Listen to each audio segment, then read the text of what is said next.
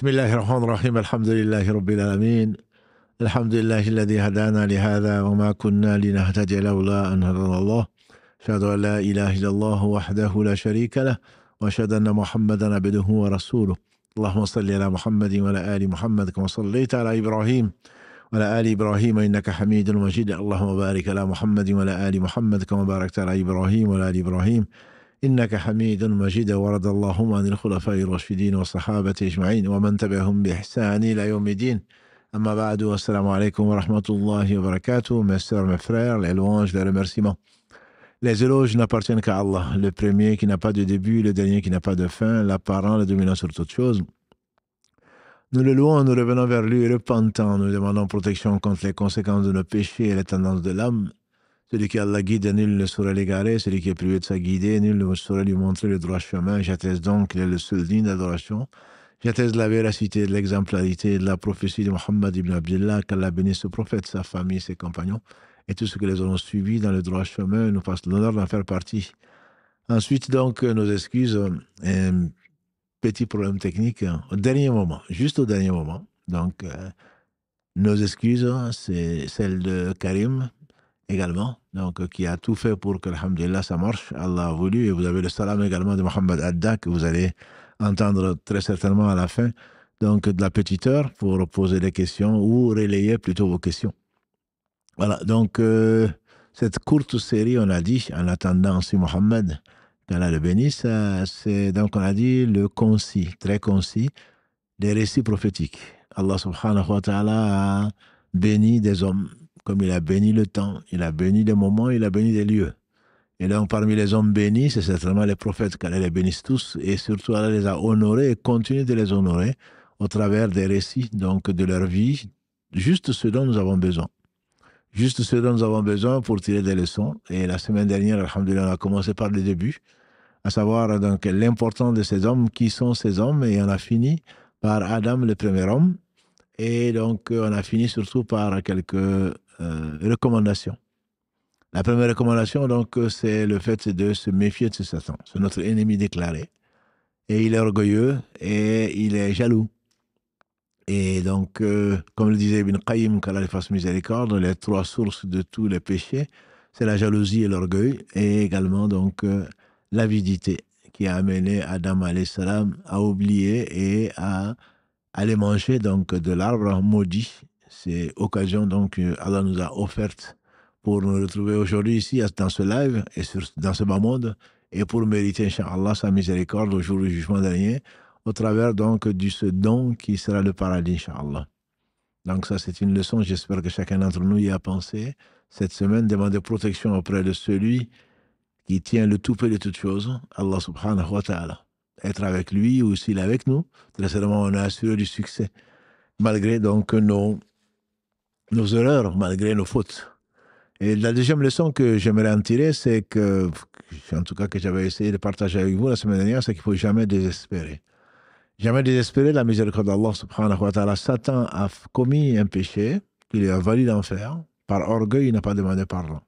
Adam a commis un péché par oubli, il a demandé pardon et Allah l'a rapproché, Allah l'a honoré. Et comme le dit, subhanahu wa ta'ala, Inna Allah astafa Adama wa Nuh. Allah a donc choisi, Allah a spécifiquement rapproché donc Adam, Nuh et la famille d'Ibrahim et la famille d'Ali Imran. Donc voilà, c'est jamais il ne faut désespérer de la miséricorde d'Allah, comme il le dit dans le verset 53 de la sourate 39, Qul ya ibadi alladhina asrafu ala anfusihim. La taqnatu min rahmatillah, inna Allah yaghfiru dhunuba jami'a, innahu huwal ghafurur rahim. Dis-leur ya Muhammad, ô mes serviteurs qui se sont fait outragement tort, jamais ne désespérer de la miséricorde d'Allah. Allah pardonne tous les péchés, il est le grand pardonneur, il est donc le miséricordieux. Quels que soient nos péchés, quel que soit, comme il le dit subhanahu wa ta'ala, ô fils d'Adam, si vos péchés pouvaient remplir l'espace entre le ciel et la terre, que vous me rencontrez sans rien m'associer, je vous apporterai autant de pardon pour vous pardonner. Donc, il ne faut jamais désespérer la miséricorde d'Allah. Satan nous pousse donc à désobéir à Allah et ensuite, il nous pousse vers le désespoir. Et le désespoir de la miséricorde d'Allah, c'est l'un des plus grands péchés qu'Allah nous en préserve. On fait un péché, ensuite on désespère Et donc, on se retrouve avec un péché encore plus grand.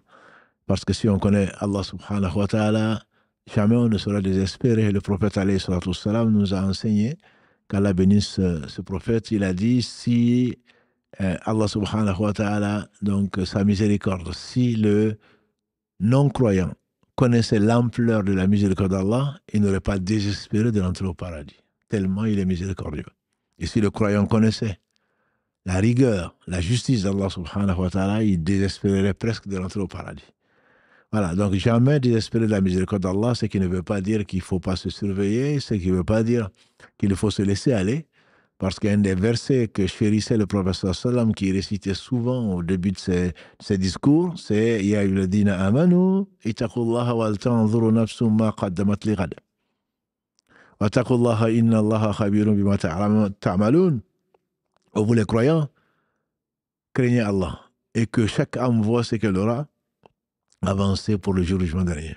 Donc le muhasaba, le fait donc de l'auto-jugement est quelque chose d'extrêmement important, puisque c'est par celui-là que Allah nous fait revenir donc en arrière, demander pardon. Lui qui, s'il s'en prenait aux hommes pour ce qu'ils ont fait, aux gens plutôt pour ce qu'ils ont fait, il n'aurait pas laissé sur la terre un seul être humain, comme il est dit dans la sourate 35, verset 45, et dans la sourate 16, verset 61. Qu'il soit loué, subhanahu wa ta'ala, ce messager qui a apporté donc cette lumière, qui a fait sortir les gens. Allah a fait sortir les gens donc des ténèbres, de l'ignorance et de l'injustice vers la justice d'Allah subhanahu wa ta'ala et sa lumière.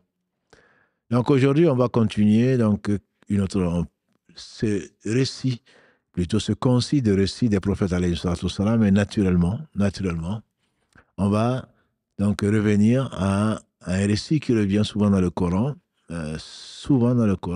comme premier récit des prophètes, que dis-je, c'est donc Nuh alayhi salam. Noé, dont nous partageons donc nous partageons la religion, bien sûr, puisqu'il était musulman, il est dit dans le Coran.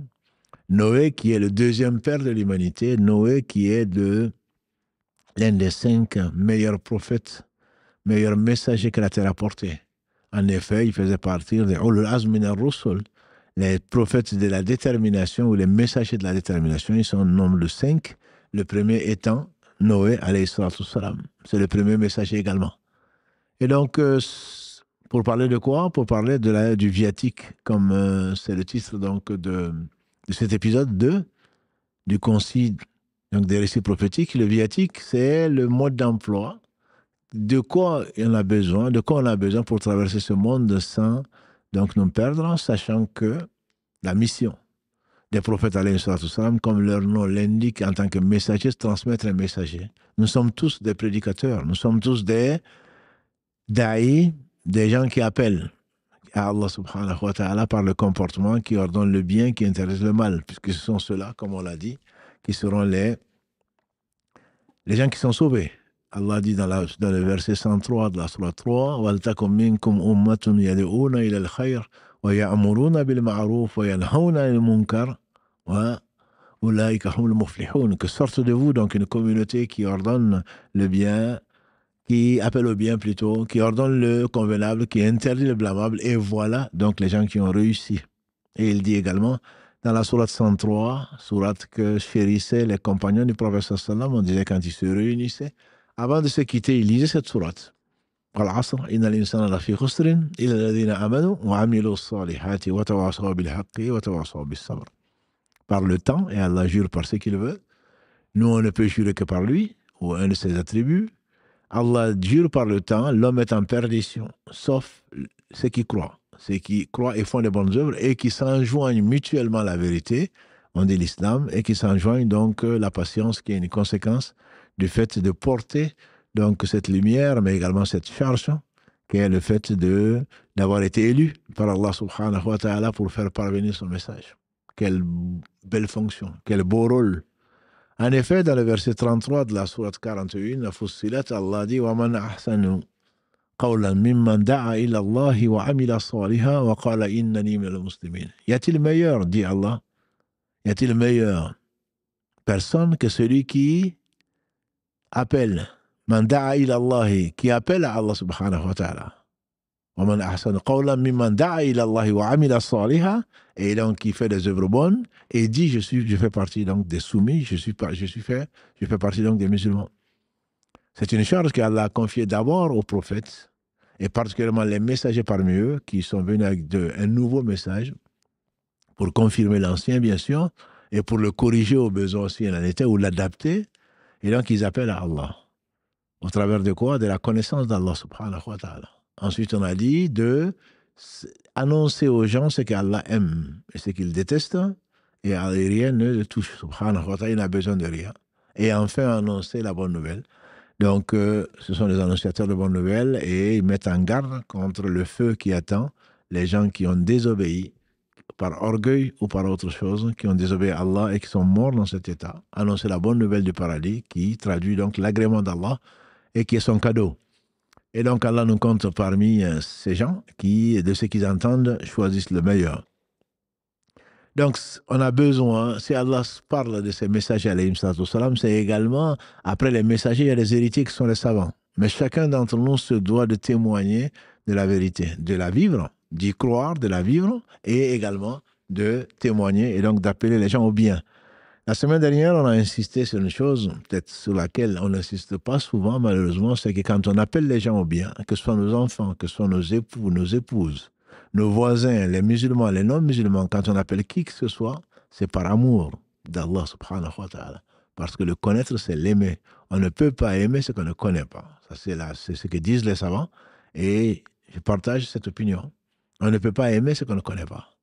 Donc c'est pour ça que les messagers sont venus pour nous apporter le bien, et pourtant ils ont été persécutés, comme vous le savez. Ils ont été calomniés, ils ont été l'objet de moqueries, et pourtant ils ne demandaient ni salaire ni quoi que ce soit. Ça, c'est l'une des caractéristiques des récits. Notamment, Nuh alayhi salam. Noé donc, il dit, entre autres, donc très belle, Allah revient souvent sur ces récits, notamment dans la sourate Hud 11. Dans la sourate 11, à partir des versets 21 jusqu'à 49, Allah subhanahu wa ta'ala relate l'histoire de Nuh. C'est assez rare. Autant Moussa alayhi salatu salam fait l'objet de beaucoup de versets, de récits, autant Nuh, souvent Allah cite. On a envoyé Nuh avec ceci, ensuite les Ad, ensuite les Thamoud. C'est rarement détaillé, mais dans cette sourate 11, pour celui donc, qui veut l'approfondir, c'est depuis le verset 21 donc jusqu'au verset 49, Allah parle de Nuh, comment il s'est adressé à son peuple. Il y a une autre sourate qui est la sourate Nuh déjà, qui est la sourate 71, qui donc dans ces 30 versets parle de Nuh et de la démarche. Mais tout ceci pour dire quoi? Nous sommes les héritiers. C'est les savants qui sont les héritiers des prophètes. Mais nous sommes les héritiers des savants, mais en tout cas, en même temps héritiers des prophètes. Du peu de science que nous avons, nous devons tous appeler à Allah. Tous appeler à Allah, parce que Allah a choisi des hommes, et quand il les a aimés, il leur a donné la foi, il les a chargés de se faire connaître et donc de se faire aimer. Donc, quelle belle mission et quel beau rôle. Et celui donc qui n'ordonne pas ce qu'Allah aime et qui n'interdit pas ce qu'Allah déteste nécessairement, ne peut pas prétendre qu'il aime Allah. C'est impossible. C'est impossible. Le proverbe ne dit-il pas: l'ami de mon ami est mon ami, l'ami de mon ennemi est mon ennemi, l'ennemi de mon ennemi est mon ami. Et donc on ne peut pas aimer Allah et aimer ce qu'Allah n'aime pas. C'est impossible. C'est inconciliable. Donc ce Seigneur subhanahu wa ta'ala donc, a décrit dans les récits des différents prophètes, et notamment dans celui de Nuh, sur lequel on va s'appesantir aujourd'hui, la méthode, donc comment il faut appeler Allah, comment lui il aime que l'on appelle à lui subhanahu wa ta'ala, lui qui n'a besoin de rien. Brièvement et en introduction, voyons qui était Nuh alayhi salam. Nuh, c'est un homme, un fils d'Adam, c'est le deuxième père de l'humanité, disais-je. Nuh est resté avec son peuple, comme Allah le dit dans la sourate 29, l'araignée, Al-Ankabut, verset 14. Il est resté 900 000 ans moins 50, 950 années avec son peuple en train de les appeler à Allah. 950 années. 950 années en train d'appeler à Allah subhanahu wa ta'ala, comme d'autres prophètes l'ont fait, mais lui, pendant 950 années. En fait, Adam alayhi salam a enseigné ce qu'il a enseigné, c'est le premier prophète. La connaissance d'Allah, c'est qu'Allah aime, c'est qu'Allah déteste, à ses enfants à leurs petits-enfants. Des générations sont passées jusqu'à Noé. Noé est le premier qui a été envoyé, disent les savants, à des polythéistes. Donc je précise que contrairement à ce que l'on trouve dans la sociologie, les gens n'étaient pas polythéistes. Ensuite, ils écrivent, les sociologues, que c'est ensuite que les sociétés ont voulu unifier leurs croyances. Non, c'est l'inverse. Les gens ont toujours été unitaristes, ont toujours été adorés Allah seul. Et ensuite, Satan les a éloignés de cette notion fondamentale et indispensable à l'humanité pour les orienter vers donc l'adoration d'intermédiaires. Et comme le dit le proverbe d'Extrême-Orient, quand tu pointes du doigt la lune par l'index, le sot voit l'index, il ne voit pas la lune. Quand tu dis voilà Dieu, voilà la manifestation de Dieu, on voit la manifestation et on oublie le Créateur, subhanahu wa ta'ala. Donc ce Seigneur a envoyé après Adam ses différents fils et il a conservé donc cette religion pour laquelle il a suscité le meilleur des hommes, Mohammed sallallahu alayhi wa sallam. On a dit que tous les prophètes sont venus pour confirmer l'unité d'Allah. Tous. Corriger ce qui a pu être déformé par les satans et pour, dans le cas de Mohammed sallallahu alayhi wa sallam, pour compléter donc cette religion qui avait besoin, qui n'était plus une religion donc de personnes, de tribus, de groupes, mais qui est une religion universelle, comme Allah en a voulu, subhanahu wa ta'ala, pour unifier et comme miséricorde donc pour les univers. Donc Nuh alayhi salam est venu à un moment où, pendant un millénaire, pratiquement, des gens l'ont précédé, des gens de bien, des gens qui adoraient Allah sans rien lui associer. Donc l'origine, la base, c'est l'unicité d'Allah, le tawhid. C'est ça, la normalité entre guillemets. Quand Nuh est arrivé, il est arrivé dans un peuple, c'est le premier qui a été envoyé, c'est pour ça qu'on dit que c'est le premier messager. C'est le premier qui a été envoyé à des gens qui ont associé quelque chose à Allah. L'association étant, rappelons-le, le pire, le plus grand péché, la pire des injustices. Allah dit dans la sourate 4, les femmes, verset 48, et dans la même sourate, verset 116, il dit Inna Allah la yaghfiru an yushraka bihi wa yaghfiru ma duna dhalika liman yasha. Allah ne pardonne pas qu'on lui associe quoi que ce soit. En dehors de cela, il pardonne à qui il veut. Il dit dans ces deux versets 48 et 116 de la sourate 4. Cette réalité qui est Allah pardonne tous les péchés, sauf celui qui meurt en pensant qu'il a besoin de qui que ce soit ou de quoi que ce soit. Donc après la mort des hommes saints, des gens, Satan est venu les trouver en disant, puisque c'est l'inconnu, ce sont des gens qui prétendent aimer Allah, mais qui n'ont pas suivi les messagers. Et donc Satan est venu leur dire, mais ce sont des hommes qui sont pieux. Gardez au moins des images pour vous rappeler ces gens et pour les prendre en modèle. C'est l'explication que donne Ibn Kathir parmi les Mufassiroun. Et ceci remonte jusqu'à Abdallah ibn Abbas, le cousin du prophète sallam, compagnon et noble interprète donc, du Coran. Ibn Abbas disait donc que c'était les noms qui sont cités dans la sourate 71, sourate Nuh, sont des noms d'idoles.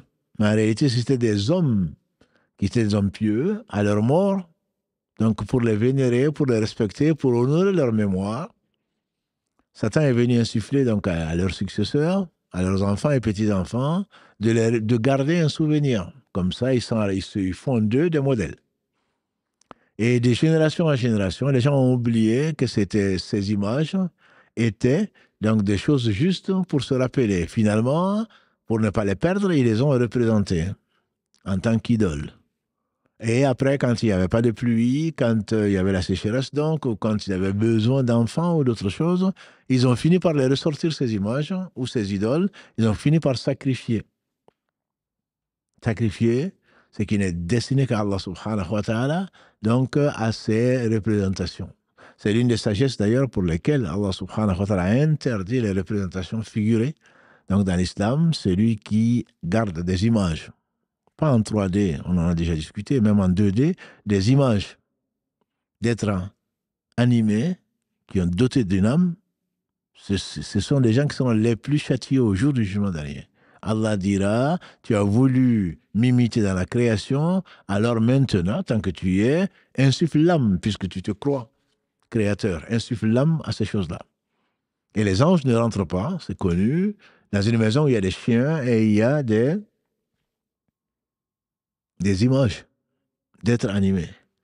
Et donc, pour ne pas s'approcher de ça, l'islam, justement, interdit aux gens, aux croyants, donc de représenter tous des êtres qui sont donc animés. Ceci ne fait pas l'objet de discussions parmi les savants, donc dans l'islam. C'est la raison pour laquelle donc, on commence par les dessins d'êtres animés, ensuite on va les transformer en statues ou autres, et on finira par les adorer. C'est pour cela que l'avis le plus fort, c'est de ne pas garder d'image donc, de personnes animées, même s'il y a des divergences, certains parlent, certains savants, que je ne nommerai pas, parlent de 3D. De 3D, que en fait, il s'agit de tout ce qui a une ombre, donc qui ressemble à des idoles, etc. Mais l'avis le plus fort, c'est que vraiment, c'est la représentation en général d'être. Donc, quand on se représente son grand-père, on représente la grand-mère, on prend des photos et on les affiche. C'est pourquoi? C'est pour ne pas les oublier? Non, ce qu'il faut faire, c'est prier pour eux. C'est eux qui ont besoin de nous, nous, on n'a pas besoin d'eux. Surtout pas penser, et encore moins aller au cimetière pour leur adresser quoi que ce soit. Ils n'entendent pas.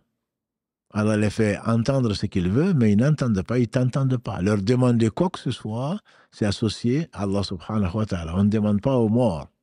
On demande qu'aux vivants qui en sont capables. Sinon, le vivant qui ne meurt pas, c'est Allah subhanahu wa ta'ala. Donc, cette représentation, même si non, c'est juste pour s'amuser, non, c'est juste des prétextes, c'est juste pour ne pas oublier. Oui, Satan, il commence par là, il ne te dit pas adore-les. Et tu finis donc par de la photo, quand tu es triste, tu vas aller voir, tu vas retrouver le moral, tu vas lever les yeux au ciel en disant qu'ils y sont encore, ils t'entendent, tu vas aller au cimetière pour leur parler, et ensuite tu vas égorger pour eux. Ceci, c'est la base même, c'est le début de l'association, la pire, on a dit, injustice. Donc, vis-à-vis d'Allah subhanahu wa ta'ala, tu lui donnes des associés alors que c'est lui qui t'a créé. Donc, Nuh est le premier messager envoyé donc à un peuple qui a commencé à associer à Allah et qui avait des idoles et qui allait donc invoquer des idoles et sacrifier pour eux. Et si on comprend ça, on comprend que depuis Nuh alayhi salam jusqu'à Muhammad sallam, jusqu'à la fin des temps, Allah subhanahu wa ta'ala a voulu que ce soit le message éternel et qui soit en fait le concis ou le résumé même de l'islam. C'est pour cela qu'en rentrant dans l'islam, on atteste qu'Allah seul mérite l'adoration et qu'il n'a pas d'associé, sous quelque forme que ce soit, ni de compagne, ni d'enfant, ni d'associé, ni d'égal, ni d'assistant. Allah n'a besoin absolument de rien. Donc ça, c'est le message de Nuh alayhi salam et tous les prophètes après lui.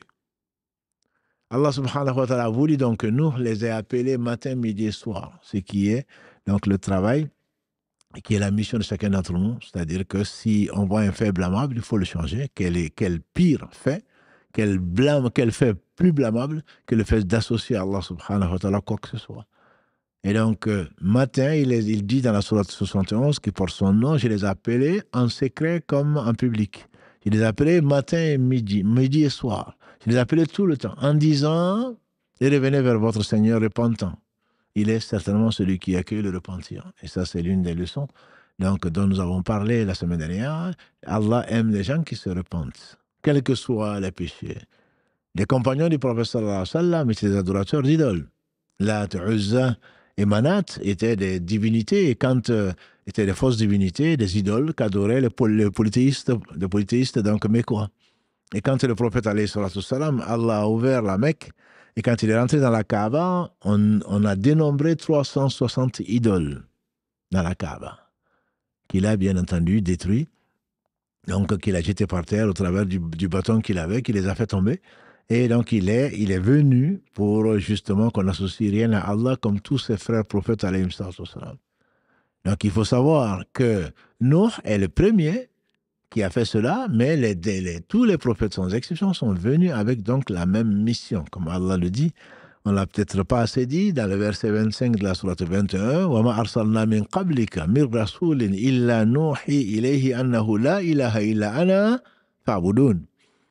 Allah dit dans la sourate Les Prophètes, sourate 21, verset donc 25, on n'a pas envoyé avant toi, ô Mohammed, de messager sans lui avoir, sans l'intimer, que on doit adorer, qu'il n'y a pas d'autre divinité digne d'adoration si ce n'est moi, adorez-moi donc.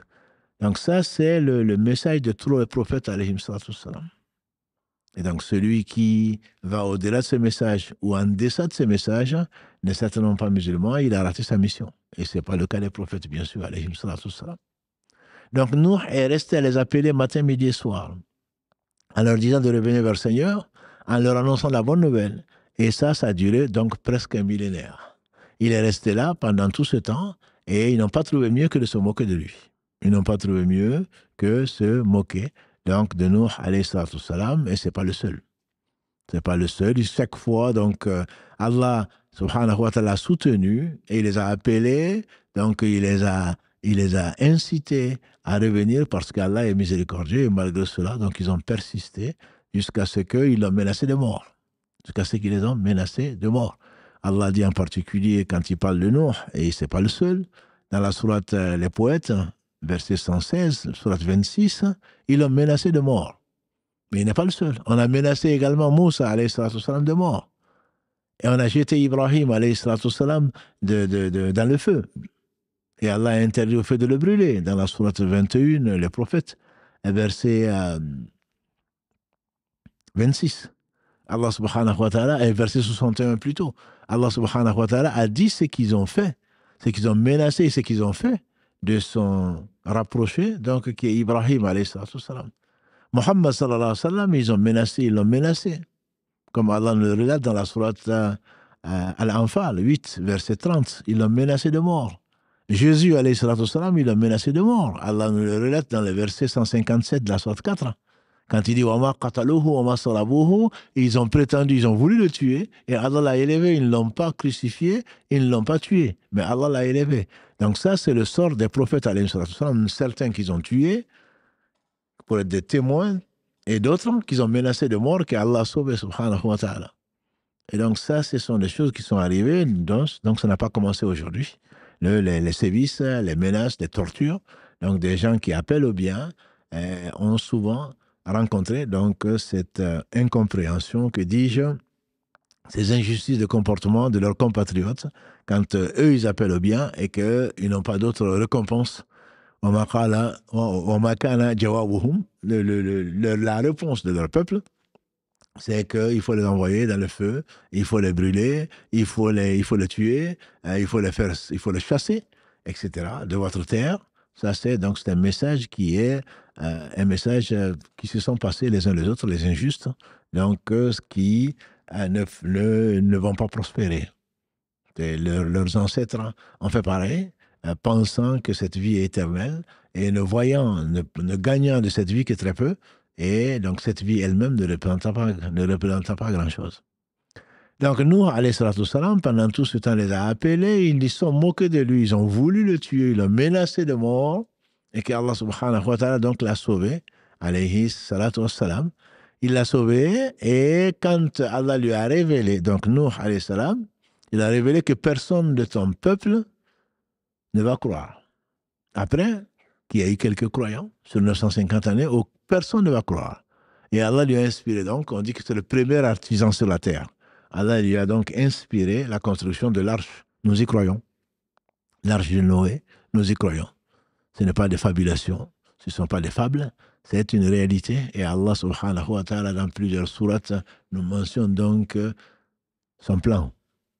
Chaque fois qu'il construisait donc avec les planches, son inspiration, il passait à côté. Ah oui, ce n'est que, ah oui, bientôt tu seras sauvé. Tu crois que c'est ça qui va te sauver? Tu nous menaces d'eux, apporte-le. La menace, on l'attend, par orgueil. Et c'est le cas de tous les prophètes pratiquement. Mais pourquoi tu ne nous envoies pas la menace promise? Pourquoi tu attends encore, comme si ça dépendait de lui? Ça dépend de qu'Allah subhanahu wa ta'ala, ils ne sont que des gens soumis à Allah, mais croyants à leur Seigneur subhanahu wa ta'ala. Et c'est là que Allah subhanahu wa ta'ala a permis à Nuh le premier artisan, on disait, donc de construire donc cette arche. Et Allah lui a dit de faire monter dans l'arche tout couple. Donc Allah a voulu que les couples d'animaux, les couples végétaux, il les a choisis, il les a mis donc dans cette arche. Et avec, disait Ibn Abbas, dans ce qui a été commenté par l'imam Ibn Kathir, qu'Allah fasse miséricorde, qu'il n'y avait pas plus que 80 familles de croyants. Sur les 950 années, Allah n'a sauvé que 80 familles. Combien ils étaient? Allahu Alam. En tout cas, c'est quelques centaines au mieux. Quelques centaines au mieux sur 950 années d'appel à Allah subhanahu wa ta'ala, pour que les gens soient patients et sachent que ce n'est pas le nombre qui est important. Ce n'est pas le nombre qui est important. Le prophète alayhi salatu wassalam nous a dit, dans un hadith authentique, que nous aimons tous d'ailleurs, ce hadith, pour une autre raison, qu'on va voir tout à l'heure, il a dit, on m'a montré les umam, on m'a montré donc les peuples. Et j'ai vu donc une nation très très nombreuse. J'ai dit, oh mon peuple, voilà mon peuple. L'ange m'a dit, non, ça c'est pas ton peuple, c'est le peuple de Moïse. Moussa alayhi salatu wassalam. Attends, patiente. Ensuite, on m'a montré un peuple à perte de vue. On dit, voilà ton peuple parmi lesquels il y a 70 000, donc qui rentreront au paradis sans rendre des comptes. C'est pour cela que je vous demande, si Allah vous le fait penser, de prier pour moi et de prier pour nous, pour qu'Allah nous fasse faire partie donc de ces gens qui n'auront aucun compte à rendre, parce que l'affaire est très sérieuse. L'affaire est très sérieuse. Allah va sauver qui il voudra, mais ils seront très peu. Et donc, Okasha qui assistait à cela, a dit, Ya Rasulallah, demande à Allah que j'en fasse partie. Il n'a pas dit, Ya Rasulallah, fais que j'en fasse partie. Parce qu'il la hawla wa la quwwata illa billah. Le prophète ne peut rien pour lui-même. Il ne pouvait rien pour lui-même, et encore moins aujourd'hui. Que tu t'adresses à lui aujourd'hui, c'est simplement du politisme. C'est du politisme qu'Allah nous appelle là.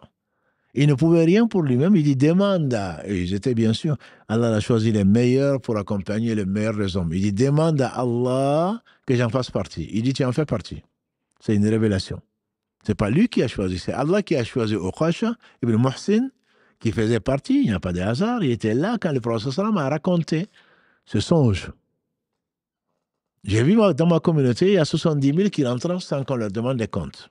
Il a dit, Ya Allah, Ya Rasulallah, demande à Allah que j'en fasse partie. Il dit, tu en fais partie.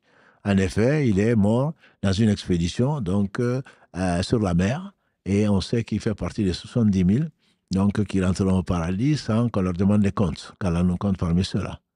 Et d'ailleurs, c'est la bonne nouvelle qu'Allah va lui annoncer quand les prophètes viendront, au jour du jugement dernier, quand le soleil se rapproche des têtes, que les gens vont suer, et ces gens seront cornus, pieds nus, et ils vont suer jusqu'aux oreilles, parfois ils vont même être noyés, et qu'au point qu'ils vont préférer aller en enfer plutôt que de rester là. Et c'est ce qu'on appelle la Shafa'atul Kubra, la grande intercession. Et on va les inspirer, quelqu'un va dire, demander à quelqu'un d'intervenir auprès d'Allah, ils vont commencer par Adam, oh Adam, notre Père. Notre Père, c'est toi qu'Allah a créé de ses propres mains. Et c'est toi qui l'as mis au paradis. Et est-ce que tu ne vas pas intercéder pour nous? Il va dire certainement pas moi. Aujourd'hui, votre Seigneur est en colère, comme jamais il l'a été, et comme plus jamais il ne sera en colère autant. C'est à cause de moi que vous êtes descendus sur la terre, à cause de mon péché. Demandez plutôt à nous, ce serviteur reconnaissant. En effet, Allah l'a appelé, l'a honoré dans son livre, dans le verset 3 de la sourate 17, Innahu kana abdan shakura, il était un serviteur très reconnaissant. Abdan shakura, Nuh. Jusqu'à ce que Nuh dit c'est pas lui, passez à Ibrahim, l'ami d'Allah, Ibrahim dit c'est pas moi, passez plutôt à Moïse, Moussa va dire certainement pas moi, adressez-vous à Jésus qui va dire c'est pas moi, et adressez-vous à Mohammed, il va dire c'est bien moi. C'est pour cela que nous demandons, alhamdulillah, après avoir entendu l'appel à la prière, à Allah subhanahu wa ta'ala d'accorder à Mohammed al-wasila wal-fadilata wa bathu maqama mahmoud alladhi wa'adda. Donc de lui donner la position unique qu'il a promise, il va dire c'est bien moi. Il va se prosterner devant Allah subhanahu wa ta'ala qui va lui enseigner les choses qu'il ne connaît pas encore. Et il va louer Allah comme Allah seul le mérite. Et ensuite Allah va dire, élève la tête et demande et tu seras exaucé. Et faire entrer par la porte de droite mes serviteurs qui n'auront aucun compte à rendre. Et il a dit, donc, et ils rentreront par les autres portes également. Donc, ce sont des gens qui, qu'Allah nous compte parmi ceux-là, qui rentreront au paradis sans rendre des comptes.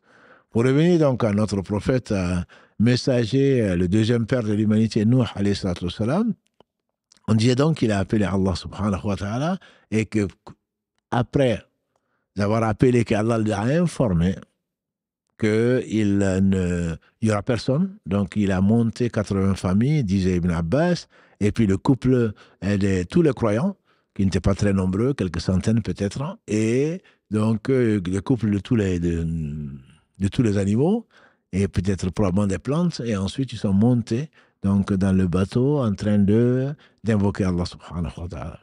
C'est Allah qui leur a ordonné ceci. C'était un prophète. Et comme je disais, 950 années, quelques centaines de personnes, et il n'y en avait pas beaucoup. Pour terminer le hadith, le prophète sallam a dit donc 70 000 qui rentreront au paradis sans qu'on leur demande des comptes. Il dit, j'ai vu des prophètes avec qui il n'y avait que très peu de gens. Et j'ai vu un prophète avec quelques-uns. Et un prophète avec personne. Un prophète qui est venu avec personne. Au jour du jugement dernier, personne n'a cru à son message. Pour dire que nous sommes souvent contents, on attend des followers, on attend de ceci, on attend de cela, ce n'est pas le plus important. Le plus important, c'est d'être sur la vérité, c'est d'appeler Allah sans tenir compte, sans demander de salaire. Sans demander de salaire. Donc, pauvres des gens qui prennent les droits d'auteur de la mosquée ou de qui que ce soit en train de les poster pour avoir plus de followers, pour avoir plus d'argent, etc. Nuh, alayhi salam, Allah le dit dans la sourate 11 dont j'ai parlé aujourd'hui et je vous invite à lire, notamment le verset 29. Allah leur dit, je vous demande, Nuh dit à son peuple, je vous demande aucun salaire. Hud, ou Ad, a dit la même chose. Il a dit la même chose. Que ce soit les Madian, que ce soit les Samoud, leur frère Saleh, a dit la même chose. Je ne vous demande aucun salaire. Quand on fait les choses, on doit le faire pour Allah seul. Et on ne doit rechercher rien d'autre que l'agrément d'Allah subhanahu wa ta'ala. Ça fait partie des choses que celui qui veut appeler Allah, qu'il le garde en tête. Ni honneur, ni salaire, ni pouvoir, ni quoi que ce soit. Celui qui le cherche, Allah va l'humilier ici-bas et avant l'au-delà. Ce serait de l'ostentation, c'est le fait de penser, de faire penser qu'on le fait pour Allah alors qu'on l'a fait pour les autres. On se rappelle encore, on parle de l'association, cette forme mineure mais qui est pourtant très grave, qui est l'ostentation ou les 3 premiers combustibles de l'enfer, on n'en parle peut-être pas assez. Quelqu'un qui a appris le Coran par cœur, un autre qui a donné sa vie pour Allah, enfin, en théorie, et qui est mort sur un champ de bataille, et un autre qui a dépensé matin, midi et soir. C'est que l'enfer, on doit le faire que pour Allah. C'est pour ça qu'on demande et prie pour nous, barakallahu fikum, que ce soit sincère et qu'on ne fasse que pour Allah subhanahu wa ta'ala. Tout autre acte fait pour autre que Allah subhanahu wa ta'ala, il ne l'accepte pas. La sincérité, c'est l'une des 3 conditions après l'islam et le suivi du prophète sallam pour que Allah accepte donc les conditions. Nuh alayhi salam invite à cela. Nuh et tous les prophètes alayhi salam ne demandaient aucun salaire à qui que ce soit. Pour être indépendants, leur salaire incombe à Rabb al-Alamin. Leur salaire plutôt incombe au Seigneur des mondes. Ça, c'est une des caractéristiques qui doit être une des caractéristiques de tous ceux qui appellent Allah, subhanahu wa ta'ala, qu'Allah nous honore, donc par cette belle vertu. Une autre, c'est que l'habit ne fait pas l'imam ou l'habit ne fait pas le moine, et ce n'est pas parce que les gens les ont suivis, on a dit tout à l'heure, parce qu'ils étaient très nombreux, nous, ils étaient très peu, un prophète viendra avec les personnes, ce n'est pas pour autant que la vérité, ce n'est pas quantitatif. Allah dit que si tu suivais la plupart des gens, tu serais égaré. La plupart des gens n'adorent Allah qu'en lui associant quoi que ce soit. Si la part de l'enfer, dont j'insiste beaucoup dessus pour qu'Allah nous en préserve, la part de l'enfer, si c'est 999 pour 1000 des fils d'Adam, c'est bien parce que la majorité, l'écrasante majorité, on dirait même l'unanimité. Heureusement qu'Allah a fait des exceptions. Les mukhlasin qu'il a choisi, qu'Allah nous compte parmi ceux-là, sinon on serait tous en enfer, c'est bien ce qu'a prédit Satan. Tu trouveras très peu de tes serviteurs qui sont reconnaissants. Je me mettrai à droite, je me mettrai à gauche, je me mettrai devant, je me mettrai derrière eux, dans la sourate 7, notamment verset 17. Il dit à Allah, il défie Allah. Tu ne trouveras que très peu de gens reconnaissants. Allah dit, sauf mes serviteurs que j'ai élus. Qu'Allah ne compte donc parmi ceux-là. Donc, ce n'est pas le nombre de gens qui te suivent qui prouve la véracité. Et nous, souvent, on se base, non, mais c'est la bonne voie puisque tout le monde le fait. Pas du tout. Pas du tout. Pas du tout. Et notamment, Allah subhanahu wa ta'ala dit, donc, au travers des récits des différents prophètes, c'est très peu quels sont les gens qui suivent les prophètes. Qui ont suivi plutôt les prophètes. De leur vivant, qui sont-ils? Héraclius, l'empereur de Byzance, à l'époque, quand le professeur sallam, après Hudaybiyah, a écrit aux rois télé, aux empereurs, pour les inviter à l'islam, pour les inviter au bien. Et quand Abu Sufyan était de passage en Palestine à l'époque, et qu'il a appelé, et qu'il a posé un certain nombre de questions, le plus proche de cet homme qui prétend être prophète, pour faire son enquête, pour savoir si vraiment il était un prophète ou pas, il a dit, entre autres questions, quels sont les gens qui suivent, qui ont répondu à l'appel de cet homme. Il a dit, ce sont pas les nobles, ce sont les va-nu-pieds, ce sont les esclaves, ce sont les femmes, ce sont les gens ordinaires qui ont répondu. Après lui avoir posé une dizaine de questions très intelligentes, il lui répond, je t'avais demandé, n'est-ce pas, quels sont les gens qui suivent ce prophète? Tu m'as dit que ce sont les gens du commun. Il dit, il en est ainsi des prophètes. À tous les prophètes ou presque, on dit, abandonne, à nous en particulier, abandonne les gens qui te suivent.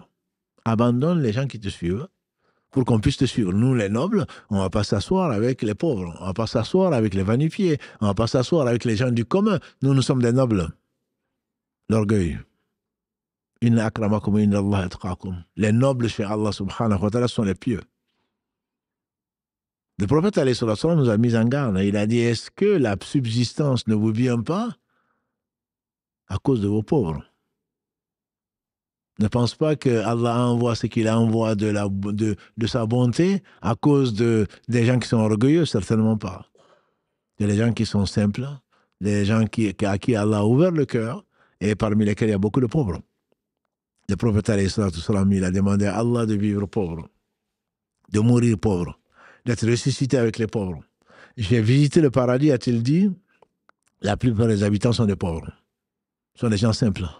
Ne vois-tu pas que tu es plus sincère quand tu sens le besoin d'Allah? Tu es plus sincère quand tu sens le besoin d'Allah. C'est quand tu as faim, quand tu as soif, quand tu crains de mourir, c'est à ce moment que tu implores Allah de façon sincère. Parce que tu sais qu'il n'y a personne qui peut te sauver, personne qui peut t'apporter quoi que ce soit si ce n'est Allah. À ce moment, tu deviens très sincère. Et donc, ces gens qu'Allah a éprouvés dans ce bas monde, pas parce qu'il ne les aime pas. Pas parce qu'il ne les aime pas, parce qu'il a voulu les purifier de l'amour de ce bas monde. Il a voulu, quand Allah aime quelqu'un, a dit le prophète sallallahu alayhi wa sallam, il ne le laisse pas à ce bas monde. Il l'éprouve et il n'a pas grand-chose dans ce bas monde. Son attache, c'est quoi? C'est Allah. C'est l'au-delà. Et donc les prophètes sont souvent suivis par des gens qui sont simples, qui ont purifié leur âme, qui ont un cœur apaisé et qui suivent les prophètes alayhi sallam. Ça, vous allez le trouver dans pratiquement tous les récits des prophètes alayhi sallam. Les gens qui les suivent, ce sont des gens qui sont simples. Il y a des gens qui sont simples. Tu les considères peut-être pas comme des... Tu prêtes pas attention. Quand ils sont absents, tu ne les vois pas. Quand ils sont présents non plus. Mais en réalité, ils sont avec Allah. Et Allah est avec eux. Parce qu'ils savent que ce n'est que provisoire leur séjour dans ce bas monde et qu'ils iront vers l'autre monde et s'y préparent. Et ils rencontreront leur Seigneur subhanahu wa ta'ala. Ils rencontreront leur Seigneur satisfait d'eux. Et donc ils n'ont rien à gagner entre guillemets dans ce bas monde. Les riches et les nobles ont tout emporté. Ils sont rentrés en concours et ils ne rentrent pas en concours avec les gens, avec les ignorants. Parce que les vrais ignorants, c'est qui? C'est ceux qui cherchent le pouvoir, c'est ceux qui cherchent la gloire, c'est ceux qui cherchent la richesse, c'est ceux qui cherchent je ne sais quoi d'autre. C'est les vrais pauvres, parce que c'est les vrais ignorants, parce qu'ils ne savent pas que ce bas monde et ce qu'il contient ne représente pas grand-chose auprès d'Allah subhanahu wa ta'ala.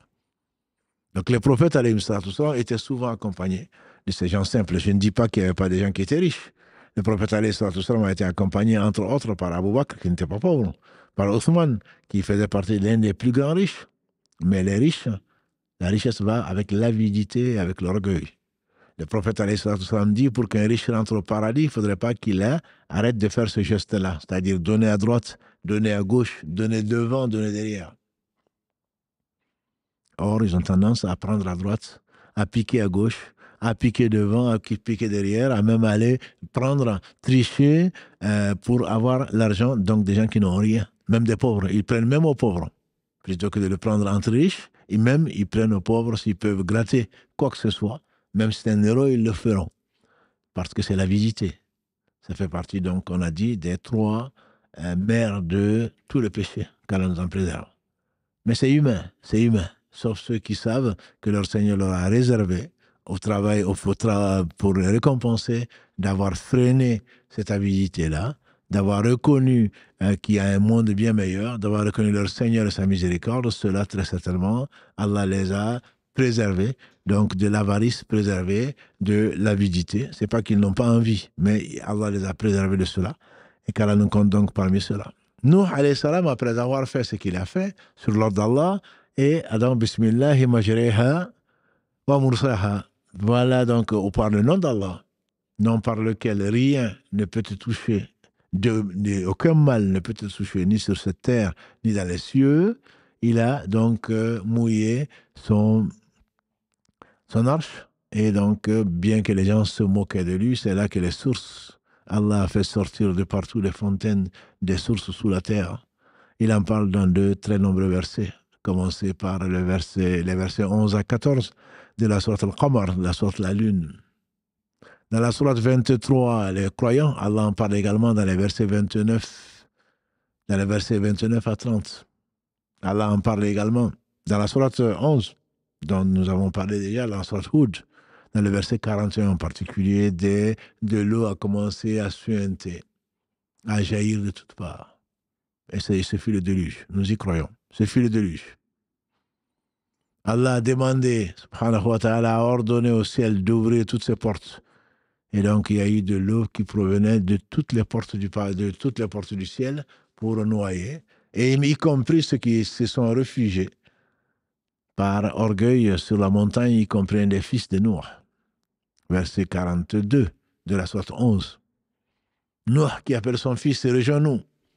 Dit non, aujourd'hui je vais me mettre sur la montagne, je vais me sauver. Nuh qui lui dit par orgueil, Nuh qui lui dit, personne ne sera aujourd'hui sauvé sauf ceux qui Allah a sauvés et qui sont donc dans cette arche. Et donc Allah a sauvé, Allah a noyé tout autre donc que les habitants de cette arche. Et ensuite l'arche a été atterrir là où Allah sait, donc à côté de la montagne Jundi, et Allah a proclamer sa gloire. Alhamdulillahi Rabbil Alamin. Les injustes vis-à-vis d'eux-mêmes, notamment les associateurs, ont été exterminés.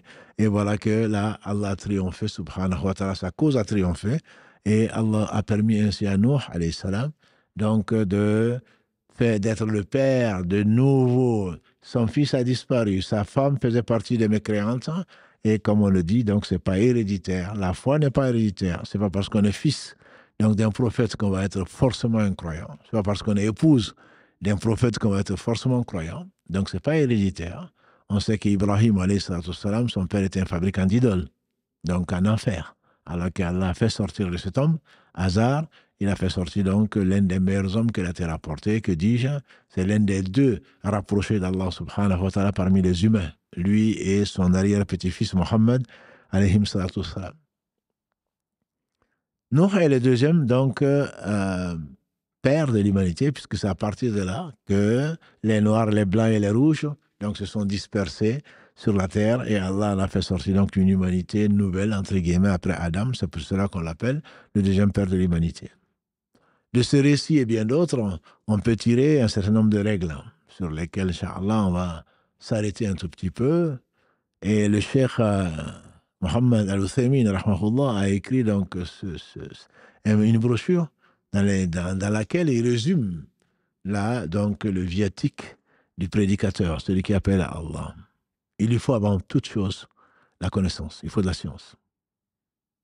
Allah dit à son prophète Mohammed dans la sourate qui porte son nom, sourate 47, verset 19, « Fa'alam annahu la ilaha illallah » Sache, ô Mohammed, qu'il n'y a autre d'être digne d'adoration si ce n'est Allah. C'est la première chose et c'est la dernière chose. Savoir que Allah seul mérite d'être adoré et que c'est pour cela qu'il nous a créés. وَمَا خَلَقْتُ الْجِنَّ وَالْإِنسَ إِلَّا لِيَعْبُدُونَ مَا أُرِيدُ مِنْهُم مِّن رِزْقٍ وَمَا أُرِيدُ أَن يُطْعِمُونَ. Je n'ai créé les djinns et les hommes qu'afin qu'ils m'adorent, je leur demande rien. Je leur demande rien. Donc cette science, c'est ce qu'a apporté les prophètes. Personne n'est plus savant que les prophètes. Bien sûr, Allah est le tout-sachant et l'omniscient. Mais parmi les hommes, les plus savants, ce sont les prophètes. Et ce sont eux qui craignent le plus Allah. Dans la sourate 35, Fatir, verset 28, Allah dit « Innama yakhsha Allah min ibadihi al-ulama » Ne craignent vraiment Allah en réalité parmi ses serviteurs que les savants. Donc la science prévaut donc sur les actes. Quand tu veux appeler, il faut savoir à qui tu appelles. Tu appelles à Allah subhanahu wa ta'ala seul.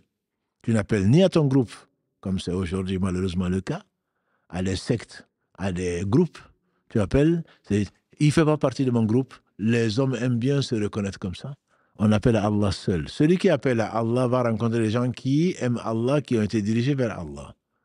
Ils ne vont pas diverger sur le nom.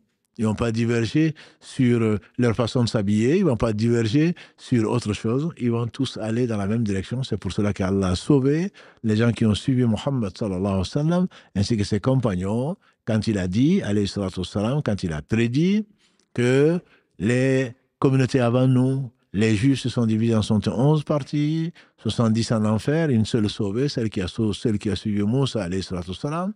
Les gens qui prétendent suivre Jésus, alayhi salatu wa sallam, sont divisés ensuite en 72 parties. Après, donc Jésus, tout en enfer, sauf une seule. Et lui, sa communauté se divisera en 73 parties, tout en enfer, 72, sauf une, qui, on dit laquelle? Il dit celle qui sera sur ce sur quoi moi je suis aujourd'hui, moi et mes compagnons. Moi et mes compagnons. Et donc cela, ce sera le groupe sauvé, c'est ce qu'on appelle la Sunna wal Jama'a, c'est les gens de la Sunna et de la vérité. Jama'a n'étant pas ici dans le sens du groupe, c'est la vérité. Et donc cela, Allah les a sauvés et a sauvé également toute personne qui va reconnaître cette vérité. C'est pour ça qu'il n'y a pas de divergence entre eux. Il y a une diversité donc d'écoles juridiques, de façon peut-être de voir les choses, mais jamais sur la connaissance elle-même qui est, Allah a dit, le messager a dit, ils se sont basés sur le Coran, sur la Sunna, et donc ils ne seront jamais égarés, à l'exemple de qui que ce soit qui va mettre les pieds dans les traces donc, de ces hommes qui ne sont pas adorés, et y compris les meilleurs d'entre eux, qui sont justes à aimer et à imiter, et rien d'autre. On prend de tout le monde, on laisse de tout le monde, sauf de celui qui habite la tombe. Donc, qui est à Médine, on parle du prophète Mohammed sallallahu alayhi wa sallam. Donc, ces gens, la connaissance, de qui? D'Allah, avant toute chose. Celui qui connaît tout, sauf Allah, il ne connaît rien. Celui qui ne connaît que Allah, il connaît tout. Celui qui ne connaît que Allah, il connaît tout. Parce qu'il sera le plus pieux, ayant le meilleur comportement. Donc, il faut savoir à qui on appelle. On n'appelle pas, encore une fois, à un groupe quelconque. On n'appelle qu'à Allah seul, on n'appelle qu'à la vérité. On peut bien entendu se tromper, mais on appelle à Allah seul avec des preuves. On appelle Allah seul avec des preuves. قُلْ هَذِهِ سَبِيلِي أَدْعُو إِلَى اللَّهِ عَلَى بَصِيرَةٍ أَنَا وَمَنِ اتَّبَعَنِ وَسُبْحَانَ اللَّهِ وَمَا أَنَا مِنَ الْمُشْرِكِينَ. Allah dit dans la sourate 12, Yusuf, verset 108, Qul, dis-leur ya Muhammad, hadihi sabili, voilà ma voix. Ad'u ila Allah, j'appelle à Allah seul. Ceux qui me suivent ainsi que moi-même. Et je ne fais pas parler d'associateurs. Allah basira, avec science. On appelle donc à Allah, c'est le premier viatique de tout prédicateur que nous sommes, que nous devons être. C'est appeler à Allah, je n'appelle pas à autre qu'à Allah subhanahu wa ta'ala. Et dans cette connaissance, également, Allah nous dit qu'il faut connaître les gens à qui on parle. Et en particulier dans le verset 4 de la sourate 14, sourate Ibrahim, Allah dit en substance, Allah dit subhanahu wa ta'ala, وَمَا أَرْسَلْنَا مِن رَسُولٍ إِلَّا بِلِسَانِ قَوْمِهِ لِيُبَيِّنَ لَهُمْ. On n'a pas envoyé un peuple, un messager, sauf dans la langue de son peuple, pour qu'il lui explique. Sauf qu'il lui explique. Ça veut dire quoi? Ça veut dire qu'on ne va pas envoyer un Bambara en Chine. On va envoyer quelqu'un qui est un prophète. Tous les prophètes ont été envoyés à leur peuple. C'est la sagesse pour laquelle Allah a voulu cela. Un ange aurait pu venir parler n'importe quelle langue qu'Allah lui a apprise et appeler les gens. Ils auront dit non, on ne le connaît pas. Non, c'est quelqu'un qui est né parmi nous, que l'on connaît par sa piété, par sa droiture et par son exemplarité.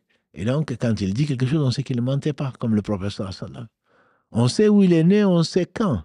On sait avec qui il a vécu, on sait ce qu'il mange, on connaît ses habitudes. Si lui nous dit qu'il a vu quelque chose, comme le prophète alayhi salam, quand il est monté à Safa, sur le mont Safa, après avoir reçu la révélation, il les a appelés autour du mont Safa, à côté de la Kaaba. Il dit, si je vous disais que derrière ce mont, il y a une armée qui est prête à vous envahir, est-ce que vous allez y croire? Ils ont dit, mais bien sûr, tu n'as jamais menti. Il dit, alors, je vous mets en garde contre un châtiment douloureux pour celui qui continue à associer Allah subhanahu wa ta'ala. L'occasion à laquelle Allah a maudit son oncle Abu Lahab et il a dit, Tabat yadak, qui était même péri, c'est pour cela que tu nous as appelés. Et pourquoi? Parce qu'ils connaissent. Il avait appelé Muhammad al-Amin, Muhammad le digne de confiance, qui n'a jamais menti. Il connaissait comment il était juste, comment il était bon avec les orphelins, avec les veuves, avec l'étranger, etc. Donc Allah a envoyé à tous les peuples, sans exception, quelqu'un qui est issu d'eux-mêmes, qu'ils connaissaient avant la révélation, pour servir donc d'exemple. Et donc, quand on parle à quelqu'un, il faut le connaître. Le prophète sallam, d'ailleurs, quand il a envoyé Mu'adh au Yémen, Kalagré Mu'adh, c'est savant de cette communauté, quand il a envoyé au Yémen, il a dit, ah Mu'adh, tu vas aller dans un peuple des gens du livre. Des gens du livre. C'était au Yémen, c'était les chrétiens. La première chose à laquelle tu vas les appeler, Ayyuwahidullah, qu'ils rendent Allah unique, lui qui est un. Et s'ils acceptent cela, alors que tu leur diras que Allah a imposé aux croyants, matin et soir, 5 prières par jour. S'ils l'acceptent, alors que Allah a imposé à leurs riches un impôt sur leur fortune ou leur économie pour leurs pauvres. Et s'ils acceptent cela, donc méfie-toi donc de prendre le droit de quitte d'une injustice quelconque, parce qu'entre l'invocation de l'opprimer Allah, il n'y a pas de voile. Allah jure par sa puissance qu'il répondra, même si après un certain temps. Donc, il a averti, disent les savants, Mu'adh, tu vas aller dans un peuple des gens du livre. Alors, ce n'est pas n'importe qui. Ce n'est pas les polythéistes que tu connais. Ce sont des gens qui connaissent le livre, qui se rattachent à la Torah, à l'évangile. Donc, qui savent qui est Allah subhanahu wa ta'ala, même si ils ont dit d'Allah le contraire de la vérité. Et donc, pour que tu connaisses, pour que tu parles avec des gens, il faut les respecter. Pour les respecter, il faut les connaître. Quel qu'il soit. Tu ne peux pas parler à quelqu'un que tu ne connais pas. Il faut le connaître, il faut connaître son histoire, il faut connaître ses envies, il faut connaître ses besoins pour les satisfaire, pour essayer de satisfaire en tout cas. Et donc cette connaissance est la clé même de l'appel à Allah subhanahu wa ta'ala. Et qui connaît mieux Allah que les prophètes alayhi salam. C'est pour cela qu'ils ont été envoyés, choisis pour inviter à Allah et non pas inviter aux traditions de leurs ancêtres ou à eux-mêmes. À côté de cette connaissance, qui est fondamentale, il y a la patience dont on a parlé. Allah dit « Watawasaw bil haqqi watawasaw bis sabr » dans cette sourate 103. C'est qui s'enjoignent la vérité. Quand tu appelles à la vérité, nécessairement, tu dois t'attendre à de l'animosité, à de l'incompréhension de la part d'ignorants. Et c'est pour cela qu'on a dit Ibrahim a été menacé par son père d'être lapidé, il a été jeté dans le feu, comme on a vu dans le verset 61 de la sourate 21. Moussa, on a voulu le tuer, alayhi salatu wassalam. Nuh, on a voulu le tuer. Mohammed, alayhi salatu wassalam, on a voulu le tuer. Et donc, ils ont souffert les plus éprouvés, disait le prophète sallallahu alayhi wa sallam, ce sont les prophètes. Et ensuite, les gens de plus en plus proches d'eux. Et il y a d'autres qui ne sont pas des prophètes qui ont souffert également. Khabbab ibn Arrat est venu trouver un jour meilleur qu'aujourd'hui le prophète sallallahu alayhi wa sallam. Il demandait des invocations, il est en train de les persécuter, ils sont en train de les menacer de mort. Il a dit avant vous, il y avait les gens. Parce qu'ils ont dit notre Seigneur Allah, on creusait un trou, on les mettait dedans, on les divisait en deux. Ils n'ont ni volé, ni triché, ni forniqué. Parce que simplement, ils ont cru en Allah. On les divisait en deux. Ou alors, on les attachait à deux animaux qu'on chassait de part et d'autre pour les diviser en deux. Ou alors, on amenait un peigne en fer pour enlever la cervelle, ce qui est entre l'os, disait le prophète sallam, et la chair. Et malgré cela, ils n'ont pas changé. Ils ont été véridiques et ils ont été fermes. Il faut de la patience. Quand tu appelles à Allah, nécessairement, tu vas entendre des moqueries, de la calomnie. Je ne parle même pas de médisance, je parle de la calomnie, des mensonges sur ton compte. Tu vas être menacé dans ta chair, dans la calomnie sur ton honneur. Et c'est pour cela que ces gens doivent être exemplaires. Exemplaires. Parce que tu seras surveillé, plus que surveillé. Tu seras plus que surveillé parce qu'on va chercher tes défauts. On va scruter tout ce que tu dis, tout ce que tu regardes pour le mettre aujourd'hui sur les réseaux sociaux. Il a dit ça, il a fait ça, etc., etc. Tu penses que tu es seul? Non, tu savais que tu ne l'étais pas. Tu es à la compagnie des anges. Tu sais que tu ne l'es pas parce qu'Allah te voit. Mais là, aujourd'hui, on va scruter tout ce que tu dis, tout ce que tu fais pour le mettre, pour l'étaler, pour l'utiliser contre toi. Pour l'utiliser pour éloigner les gens de la vérité. Puisque les ennemis de la vérité n'ont pas d'autre, ne lésignent pas sur les moyens. La fin, pour eux, justifie les moyens. Ce qui est vrai, ce qui était vrai aujourd'hui, l'est aussi vrai. Il faut, Allah dit, Udu ila sabil rabbika bil hikmati wal mu'idati al-hasana. Allah dit dans la sourate 16, An-Nahl, verset 125, Udu ya Muhammad, appelle au chemin de ton Seigneur, Udu ila sabil rabbika bil hikmati, par la sagesse, wal mu'idati al-hasana, et par la bonne exhortation. Appelle par la sagesse. Ne commence pas par la fin. Et souvent, nous sommes là en train d'aller dans le détail. Allah a révélé le Coran sur 23 ans. Il a révélé le dogme. Et ensuite, il a révélé la prière après 10 ans, lors de l'Isra wal Mi'raj. Ensuite, il a révélé l'obligation du jeûne, en année 2 de l'Hégire. Ensuite, l'obligation de la part du pauvre, la zakat, en année 3. Et ensuite, le hajj, en année 9 de l'Hégire. Après pratiquement, comme une année, 21 ans, ou 22 ans, après la révélation. Donc il a construit les bases qui sont la base solide, la connaissance d'Allah et son amour, avant d'interdire. On dit que Allah a interdit la consommation d'alcool en 4 versets. Quand il a révélé le dernier verset, on dit que les rues de Médine étaient humides de vin. Ils sont rentrés dans leur cave, ils ont tout versé. Parce qu'ils croyaient en Allah. Ils croyaient au jour du jugement dernier. Allah leur avait donné la foi. Et si Allah avait révélé l'interdiction du vin à la Mecque, Dieu seul sait ce qui serait passé. Donc il faut de la sagesse, mettre chaque chose à sa place. N'as-tu pas vu que le prophète sallallahu alayhi wa sallam, le meilleur des hommes, le plus sage, il y a des moments extraordinaires dans sa vie. Tout est extraordinaire. Mais surtout les exemples dans sa vie. Quand il se mettait, quand quelqu'un vient uriner dans la mosquée et que les gens veulent le lyncher, il disait laissez-le terminer. Laissez-le terminer, ensuite il mettait de l'eau dessus. Ensuite il va expliquer à cet homme qui visiblement est un ignorant. Ce lieu sert à adorer Allah. Et ce n'est pas les toilettes, quoi. Quand l'homme a vu les gens qui le lyncher, les savants disent qu'il a dit « Oh mon Dieu, pardonne à Mohammed, pardonne-moi. » Je ne savais pas. Pardonne-moi, pardonne à Mohammed et pardonne à personne d'autre. Muawiyah ibn Hisham est arrivé, alors qu'il avait voyagé, il priait derrière le prophète sallallahu alayhi wa sallam. Il priait derrière le prophète sallallahu alayhi wa sallam et quelqu'un a éternué. Il a dit alhamdulillah. Muawiyah lui a dit yarhamukallah, comme on le souhaite aujourd'hui. Alhamdulillah, yarhamukallah, yahdikumullah, yuslih balakum. Et il était là en train de lui faire des coudes. Tais-toi, tais-toi, ils ne l'ont pas dit. Et il me dit que ma mère me perde, laissez-moi tranquille. Il parlait alors que les gens priaient. Parce qu'il ne savait pas. Le prophète, après le salam, il l'a appelé. Et il a dit, tu vois, dans cette prière, on ne doit que chanter les louanges d'Allah, le louer et faire de la dévotion. Et qu'est-ce qu'il disait? Wallah, il disait, je n'ai pas eu un meilleur enseignant. Il ne m'a pas insulté. Il ne m'a pas frappé. Voilà ce qu'il m'a dit. Celui qui est venu pendant le mois de Ramadan en disant « Je suis perdu ». Il dit « Pourquoi tu es perdu ?» Il dit « Parce que j'ai eu des relations conjugales dans la journée. » Il a dit « Voilà la sentence. » Il dit « Je ne peux pas.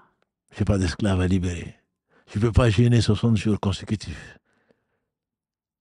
Et je n'ai rien à donner à 60 pauvres. » Il dit « Reste là assis. » Il s'est assis, comme si Allah lui avait dit qu'il allait avoir une sadaqa, et quelqu'un a amené une grosse part de dattes. Il a dit, prends ça et va le distribuer. Il dit, est-ce que tu connais entre les deux montagnes, c'est-à-dire autour de Médine, quelqu'un qui est plus pauvre que moi? Le prophète sallam a souri. Il a dit, alors prends-le et va le manger avec ta famille. Non seulement il a fait un péché, et quel péché? Il repart avec des kilos de dattes pour combien de jours? C'est le cœur, c'est la miséricorde. C'est la miséricorde. Et c'est lui qui disait faciliter. Faciliter la religion ne la rendait pas difficile. Bashiru wa la tu'assiru. Annoncer la bonne nouvelle avant d'annoncer la mauvaise.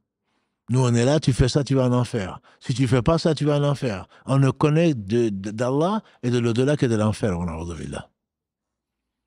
Non, Allah, s'il a tout créé, c'est par miséricorde. Si s'en prenait aux gens, on a dit, pour ce qu'ils ont fait, il aurait détruit tout ce qui est, tous les humains. Qui dis-je, tous les gens, djinns compris, pour ce que nous faisons. Ce n'est pas moi qui le dis, c'est Mohammed sallallahu alayhi wa sallam sur qui Allah a révélé ces versets-là. 45 de la sourate 35 et 61 de la sourate 16. Si Allah s'en prenait à nous pour ce qu'on faisait, il n'aurait pas laissé sur la terre aucun être humain, aucune personne. Donc la miséricorde sur la base, le prophète sallallahu alayhi wa sallam a été envoyé comme miséricorde. Wa ma arsalnaka. Nous t'avons envoyé à Mohammed comme miséricorde pour les mondes. Pourquoi ce cœur il est aussi dur? Pourquoi ce cœur il est aussi dur?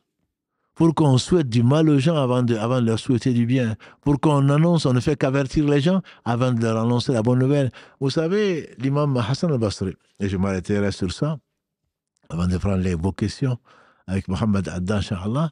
Al-Hassan al-Basri, on dit que quelqu'un est venu le voir en disant « Oh imam, c'est un épigone. Hein. Il est de la deuxième génération, très connu, et Allah lui a donné une partie de la sagesse. Et si la sagesse a été donnée à quelqu'un, dit Allah dans la sourate 2, verset 269, si la sagesse a été donnée à quelqu'un, vraiment, il lui a été donné un grand bien. Hassan al-Basri est connu pour être sage. Quelqu'un est venu le voir en disant « Oh imam, c'est la sécheresse. Il n'y a pas d'eau. C'est la famine. » Il a dit « Istaghfiru rabbakum thumma tubu ilayh. » Demandez pardon à Allah et ensuite revenez et repentant. Un autre est venu en disant qu'il était stérile. Il n'a pas d'enfant, etc. L'imam lui dit « Istaghfiru rabbaka thumma tubu ilayh. » Demande pardon à Allah et ensuite reviens vers lui repentant. Un troisième est venu pour un autre besoin, parce qu'il est pauvre. Il dit, reviens vers Allah repentant, ensuite demande-lui pardon.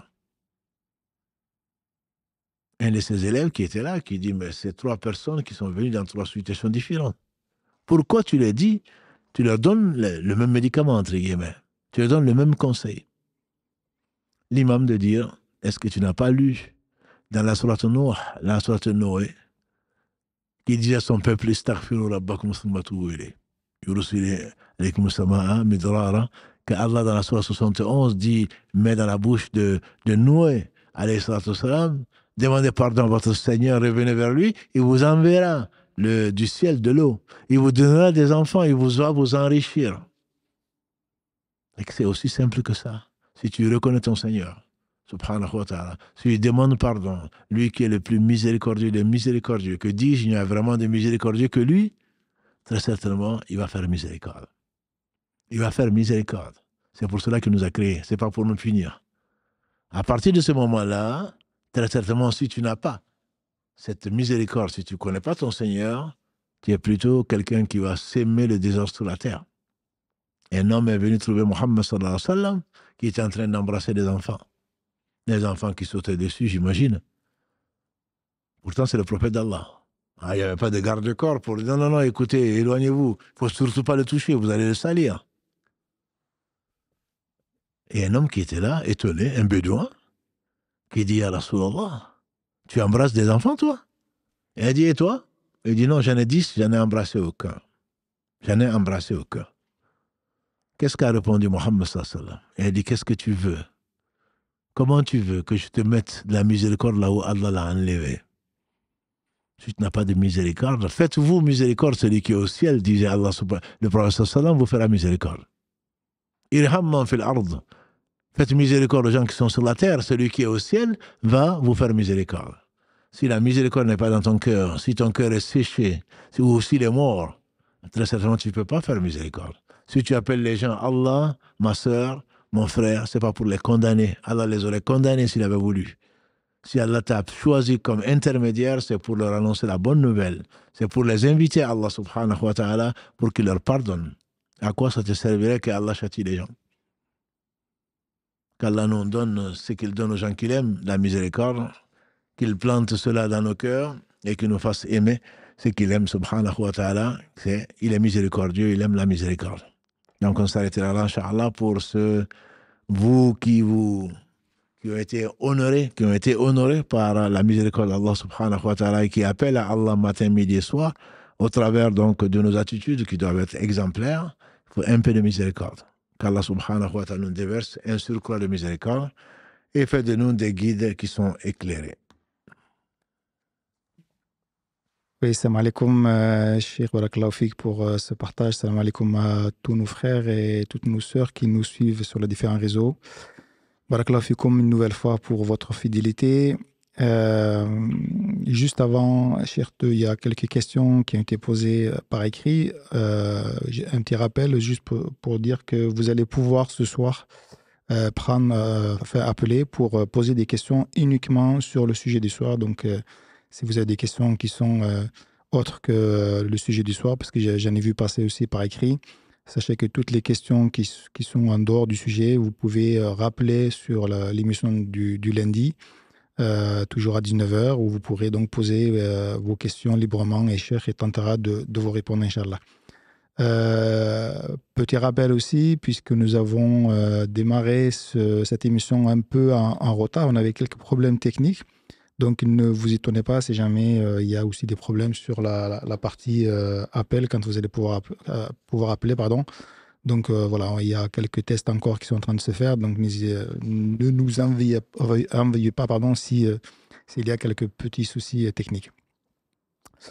Chir, avant de poser les deux questions que moi j'ai relevées, peut-être faire un petit rappel sur le jeûne de Ashura qui est ce mardi et de son importance. Je comptais en parler de lundi, mais effectivement, tu fais bien de poser la question, puisque lundi, demain, tu mettras en ligne, Inch'Allah, donc un quiz sur Ashura, qu'on va corriger donc lundi, parce que mardi, ce sera Ashura. Effectivement, Ashura, c'est le jour où Allah subhanahu wa ta'ala a sauvé Moussa, a délivré Moussa et les fils d'Israël de Pharaon et de sa tyrannie, et noyé Pharaon, donc... et c'est son premier châtiment ici, avant l'au-delà, pour l'éternité. Ashura, donc, c'est le 10e jour le premier mois de l'année, c'est-à-dire Muharram. On est maintenant en 1446. Et donc, le prophète alayhi salatu wassalam est arrivé, disait Ibn Abbas, Karalagré, ainsi que son père. Il est arrivé à Madina, il a trouvé les Juifs en train de jeûner ce jour-là. Un jour plus tôt, il a dit, pourquoi vous jeûnez? Il a dit, nous jeûnons parce que c'est le jour où Allah a sauvé Moïse et les fils d'Israël. Moïse a jeûné ce jour. Et nous aussi, on jeûne. Il a ordonné donc aux musulmans de jeûner. C'était avant l'obligation du jeûne du mois de Ramadan. Il a ordonné aux musulmans de jeûner. Et l'année d'après, Allah a révélé l'obligation donc du jeûne du mois de Ramadan. Et ensuite, il a continué quand même à jeûner ce jour. Celui qui jeûne ce jour, donc le 10 Muharram, Allah pardonne une année donc de péché véniel, c'est-à-dire l'année d'avant. Si Arafat permet d'avoir le pardon des péchés de 2 ans, l'année dernière et l'année d'avant et l'année à venir, le jour de Ashura, donc le jeûne permet d'avoir le pardon de péché d'une année entière.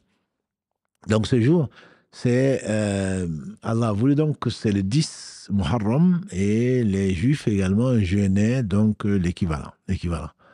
La dernière année de sa vie, alayhi salatu wassalam, les Juifs, le calendrier juif et musulman ont coïncidé. Donc les Juifs, ils ont jeûné le même jour que les musulmans.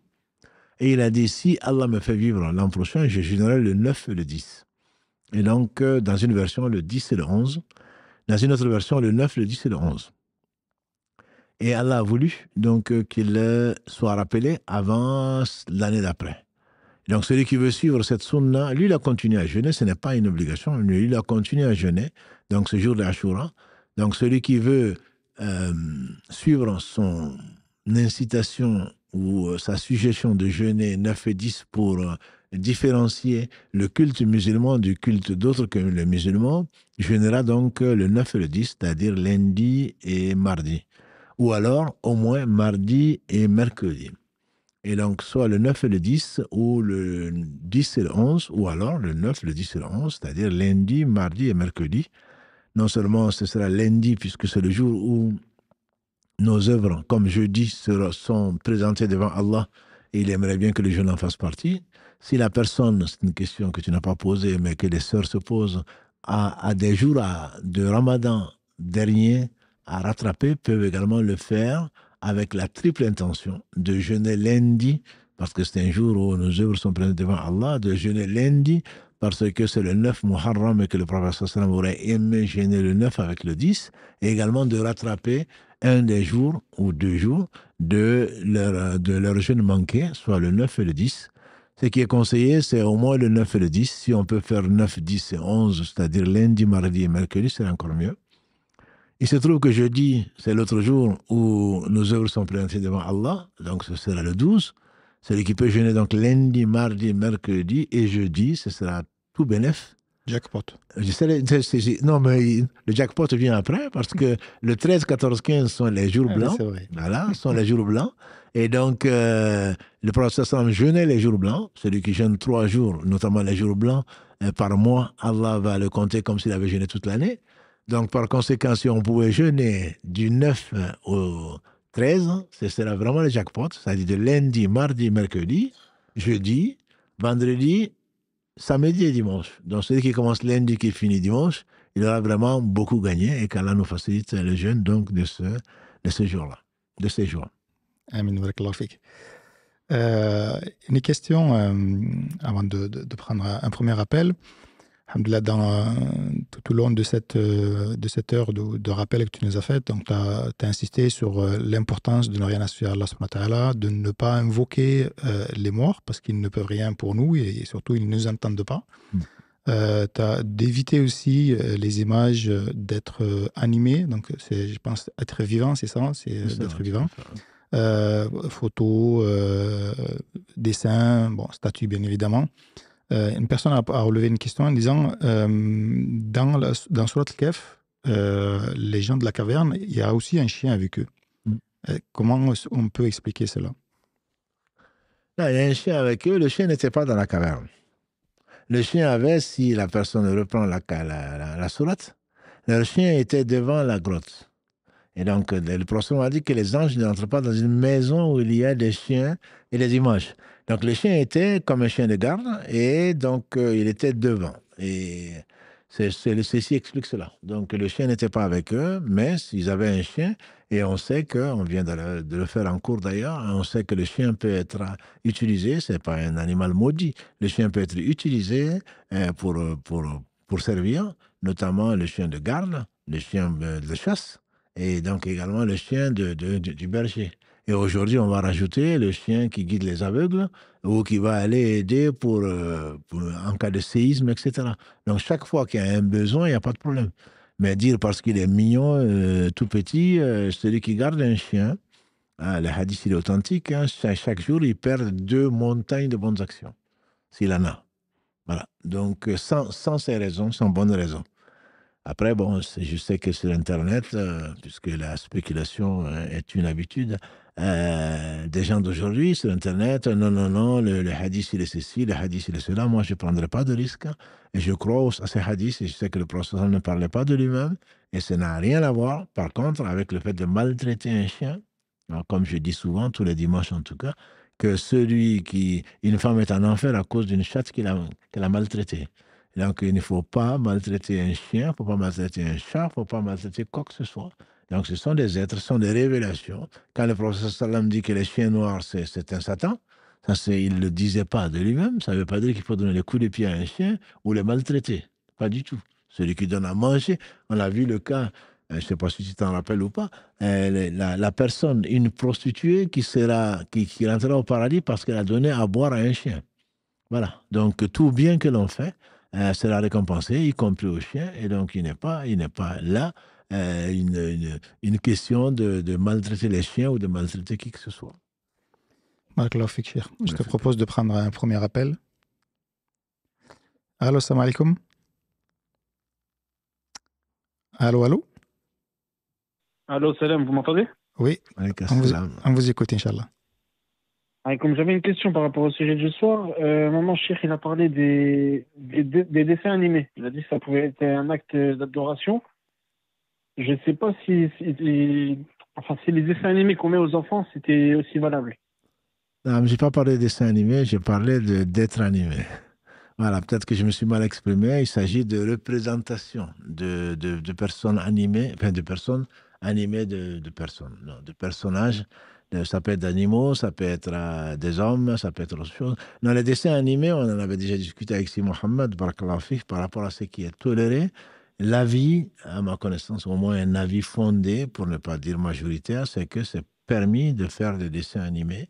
C'est permis. Ce n'est pas, on parle d'affichage, hein, d'affichage donc dans une maison ou autre chose, de ces choses qui sont animées, qui ont une âme, et celui qui les fait. Donc, au jour du jour dernier, Allah va lui demander de mettre l'âme dans ces choses-là qu'il a voulu être, qu'il a voulu donc imiter la création d'Allah subhanahu wa ta'ala, puisqu'il a voulu faire comme Allah a créé. Et donc, c'est la raison pour laquelle, mais les dessins animés, à ma connaissance, on en a déjà discuté, je pense, un samedi, dans ce qui était permis. Et ma mémoire, si elle ne me trahit pas, c'est que c'est quelque chose qui est permis au moins par un bon nombre donc de savants. Ok, barakallahu fik. J'avais une deuxième question aussi. C'était pareil, dans le même sujet, vous avez parlé des cimetières et de visiter les morts. J'ai pas très bien compris non plus. Là, ce que je disais, c'était la logique de vouloir aimer les gens. Et bien entendu, le professeur m'a dit, je vous avais interdit de visiter les cimetières. Tu fais très bien de poser la question parce que peut-être qu'elle n'a pas été bien traitée, ou en tout cas mal comprise, ou mal exprimée. Le professeur m'a dit, je vous avais interdit de visiter les cimetières. Maintenant, visitez-les, ça vous rappelle la mort. Donc, il est hors de question d'interdire de visiter les cimetières. Simplement, quand on va au cimetière, c'est pour prier pour les morts. C'est pas pour leur demander quoi que ce soit. C'est dans ce sens-là. Ils sont morts, et donc le fait de vouloir les visiter comme certains le font dans certains pays ou dans certaines habitudes, dans certaines cultures, aller tous les jeudis, par exemple, bon, ça, ce sont des choses qui sont inventées, aller tous les lundis ou aller les jours de fête. Il n'y a pas de jour où visiter les cimetières.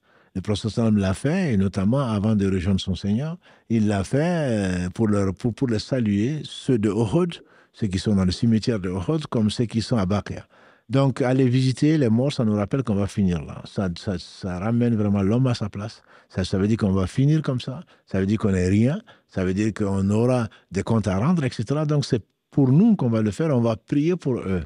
Mais ce que je veux dire par là, c'est le fait donc que le peuple de Noé a commencé à dessiner. Ensuite, il a fait des sculptures.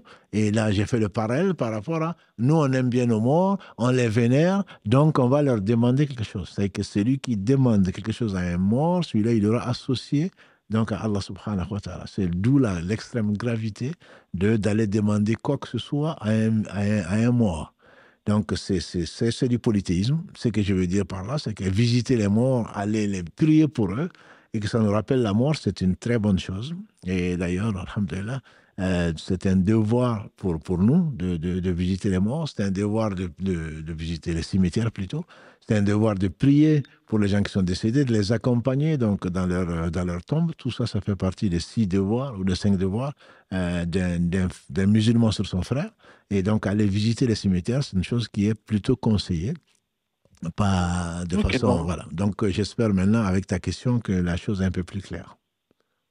Merci beaucoup, parfaitement. Barakallahu fikum. Barakallahu fik à toi. Là. Allah fait que salam alaikum. Salam alaikum. Salam là.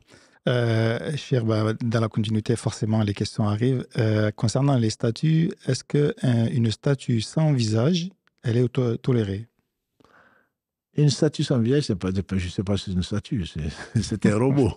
C'est un robot, une statue, on appelle statue, disons, une statue, c'est quelque chose qui ressemble donc à une créature avec visage. Si on veut dire un dessin sans visage, c'est ce que certains savants autorisent.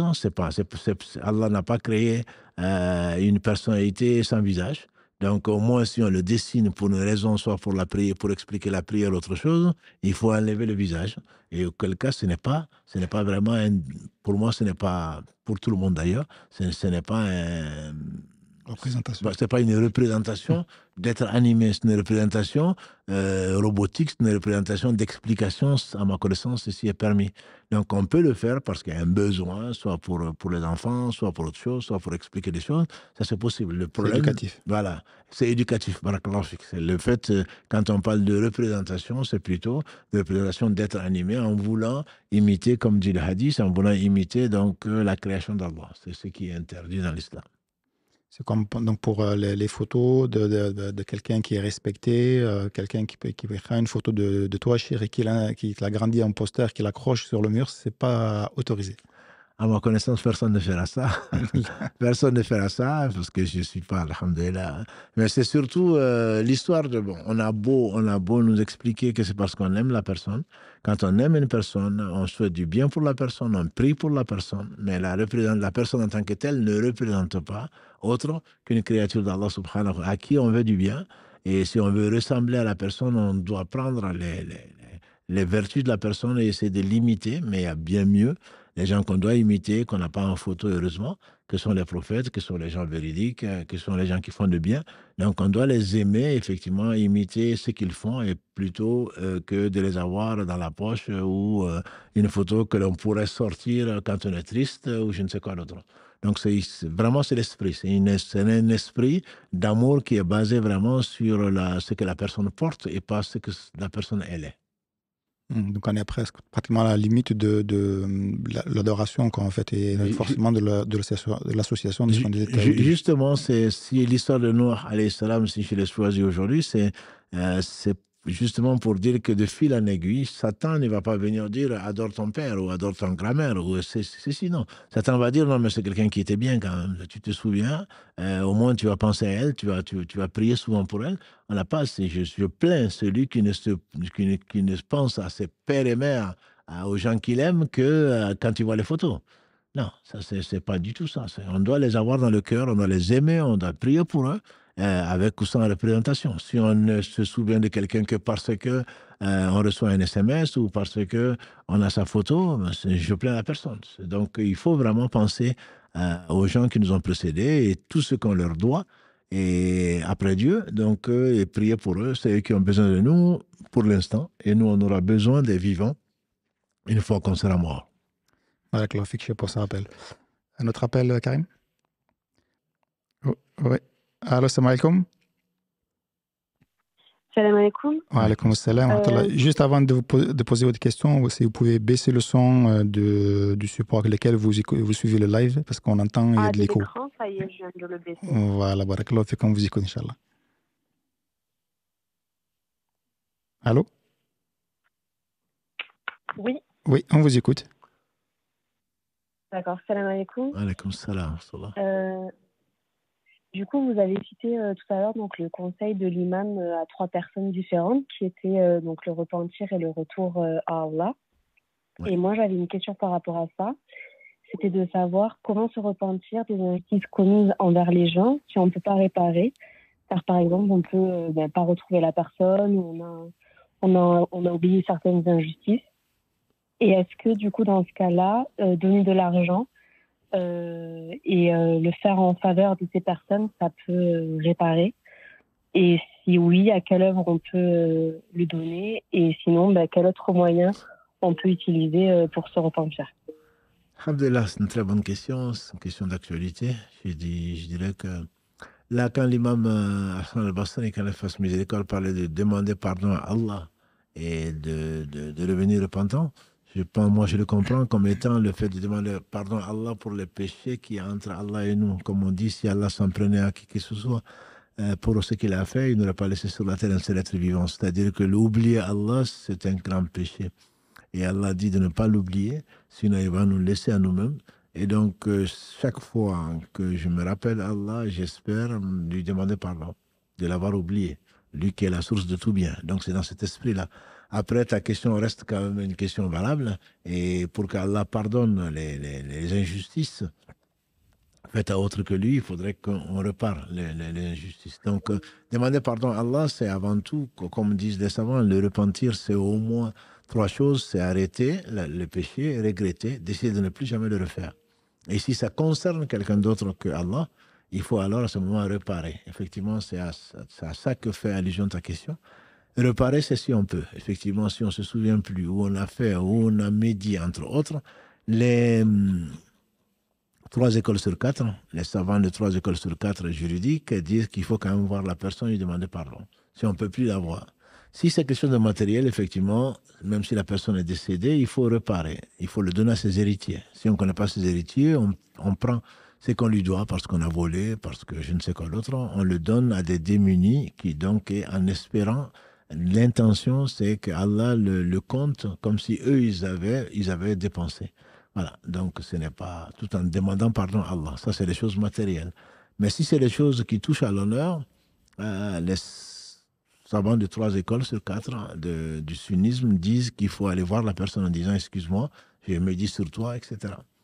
Le 4e avis, c'est celui que moi je favorise, c'est que si en faisant une chose, on va faire encore plus de mal qu'en voulant réparer, eux, ils disent qu'on ne va pas voir la personne. On va plutôt demander pardon à Allah. On va dire du bien de la personne là où on a dit du mal de la personne. Je ne parle même pas de la calomnie, je ne parle pas du mensonge.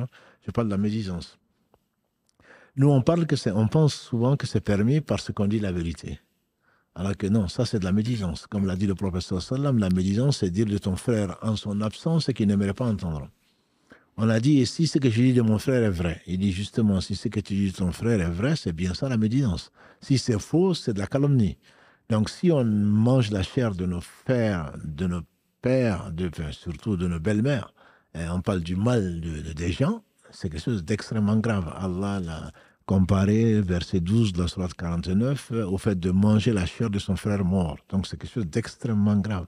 Malheureusement, la gravité est devenue, à nos yeux, rien du tout. Donc, c'est extrêmement grave de dire du mal de quelqu'un, c'est un de ses défauts, même pas mentir sur la personne.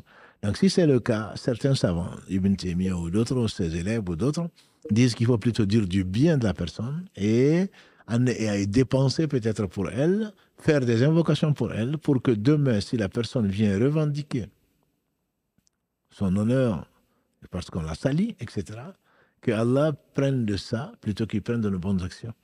Donc, c'est quand il faut le regretter, sincèrement. Il faut se reformer, demander à Allah de ne pas continuer à vivre de la chair des gens, de se focaliser sur ses propres défauts, d'essayer d'avancer, etc., plutôt que de parler des autres.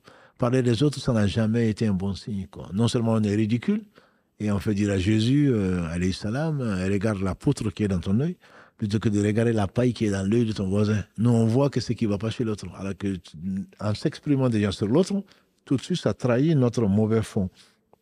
Donc, c'est vraiment demander pardon à Allah, se reformer, demander pardon à Allah et dire du bien de la personne. Mais quand je dis dire du bien, ça ne veut pas dire mentir sur la personne. C'est dire que, parce que la personne n'a pas que les défauts. Plutôt dire des qualités de la personne, demander pardon à Allah. Et si on peut dépenser pour la personne, ce serait bien mieux de dépenser pour la personne pour que demain, ça nous compte. Voilà. Donc, c'est très compliqué, ta question, mais elle est très d'actualité. Ça concerne malheureusement chacun d'entre nous. Et même le fait d'écouter quelqu'un en train de critiquer un autre, Ça fait partie de la médisance. Et ça, souvent, non, c'est pas moi qui l'ai dit, c'est elle. Oui, mais moi, je l'ai écouté. Et même un ennemi, quand on entend parler du mal d'un ennemi, on doit arrêter la personne parce que c'est injuste. La personne n'a pas que les défauts. Et malheureusement, nous, on ne cite que les défauts des personnes. Et donc, ça c'est vraiment pas bien du tout. Tu fais bien de poser la question, mais le fait, là, pour revenir à notre live, c'est que le fait de demander pardon à Allah, à l'origine, en tout cas dans mes propos, c'est le fait de demander pardon à Allah pour ne l'avoir pas assez remercié, pour ne pas demander pardon souvent pour nos comportements, etc. Mais ça, c'est ce qui concerne nos relations entre Allah et nous. Quand c'est les autres, on risque de le payer. On risque vraiment de le payer et c'est triste, mais ça ne va pas être du tout gai au jour du jugement dernier avec tout ce qu'on aura fait aux autres. Parce qu'Allah a interdit l'injustice et ça fait partie des formes d'injustice. Donc Allah nous pardonne, il nous incite surtout au pardon. Quand on voit que le prophète sallam demandait 100 fois pardon à Allah par jour, donc que dire alors de nous? Et pourtant, il avait le meilleur des comportements. Donc il faut vraiment travailler sur ce côté-là, de revenir souvent et vers Allah et lui demander pardon et de s'occuper de soi-même plutôt que de s'occuper donc des autres. Barakallahu fik pour la réponse. Allah. Salam alaikum, ma soeur. Notre appel, Karim? Je pense qu'on terminera peut-être avec celui-ci. Si, ça fait partie. Allô, salam alaikum. Alaikum salam. Est-ce que vous pouvez juste baisser le son de l'appareil avec lequel vous suivez le live, s'il vous plaît, parce qu'il y a de l'écho? Ok, j'ai fermé. Merci beaucoup. On m'entend? Je peux poser ma question? Ouais, allez-y, bismillah. Bismillah, salam alaikum. Et encore, merci beaucoup. Vraiment, barakallahu fikum. Jazakallahu khair pour tout ce que vous faites. À vous et à toute l'équipe chère. Barakallahu fikum, ma soeur. Je vais poser une question, peut-être elle a déjà été posée, et j'espère être dans le thème. C'est par rapport au sujet des images à la maison et tout ça. Voilà. Je sais qu'il ne faut pas exposer les images des personnes à la maison parce que les anges ne vont pas rentrer et tout. Mais moi, je vais plutôt parler des bandes dessinées, des livres de lecture qu'on a à la maison. Ils ont des images. Et moi, les enfants, ils ont tellement beaucoup d'images de livres de Picsou. Et je me disais, est-ce que ça rentre dans les images où les anges, où ça pourrait stopper les anges ou pas?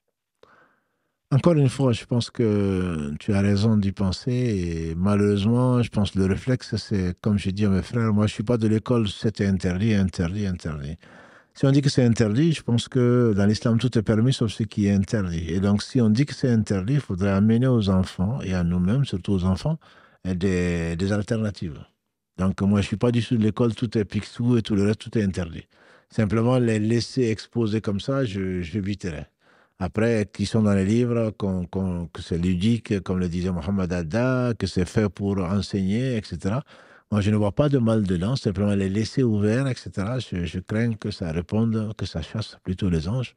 Et donc, bon, je ne suis pas du tout de l'école de tenter le diable, quoi.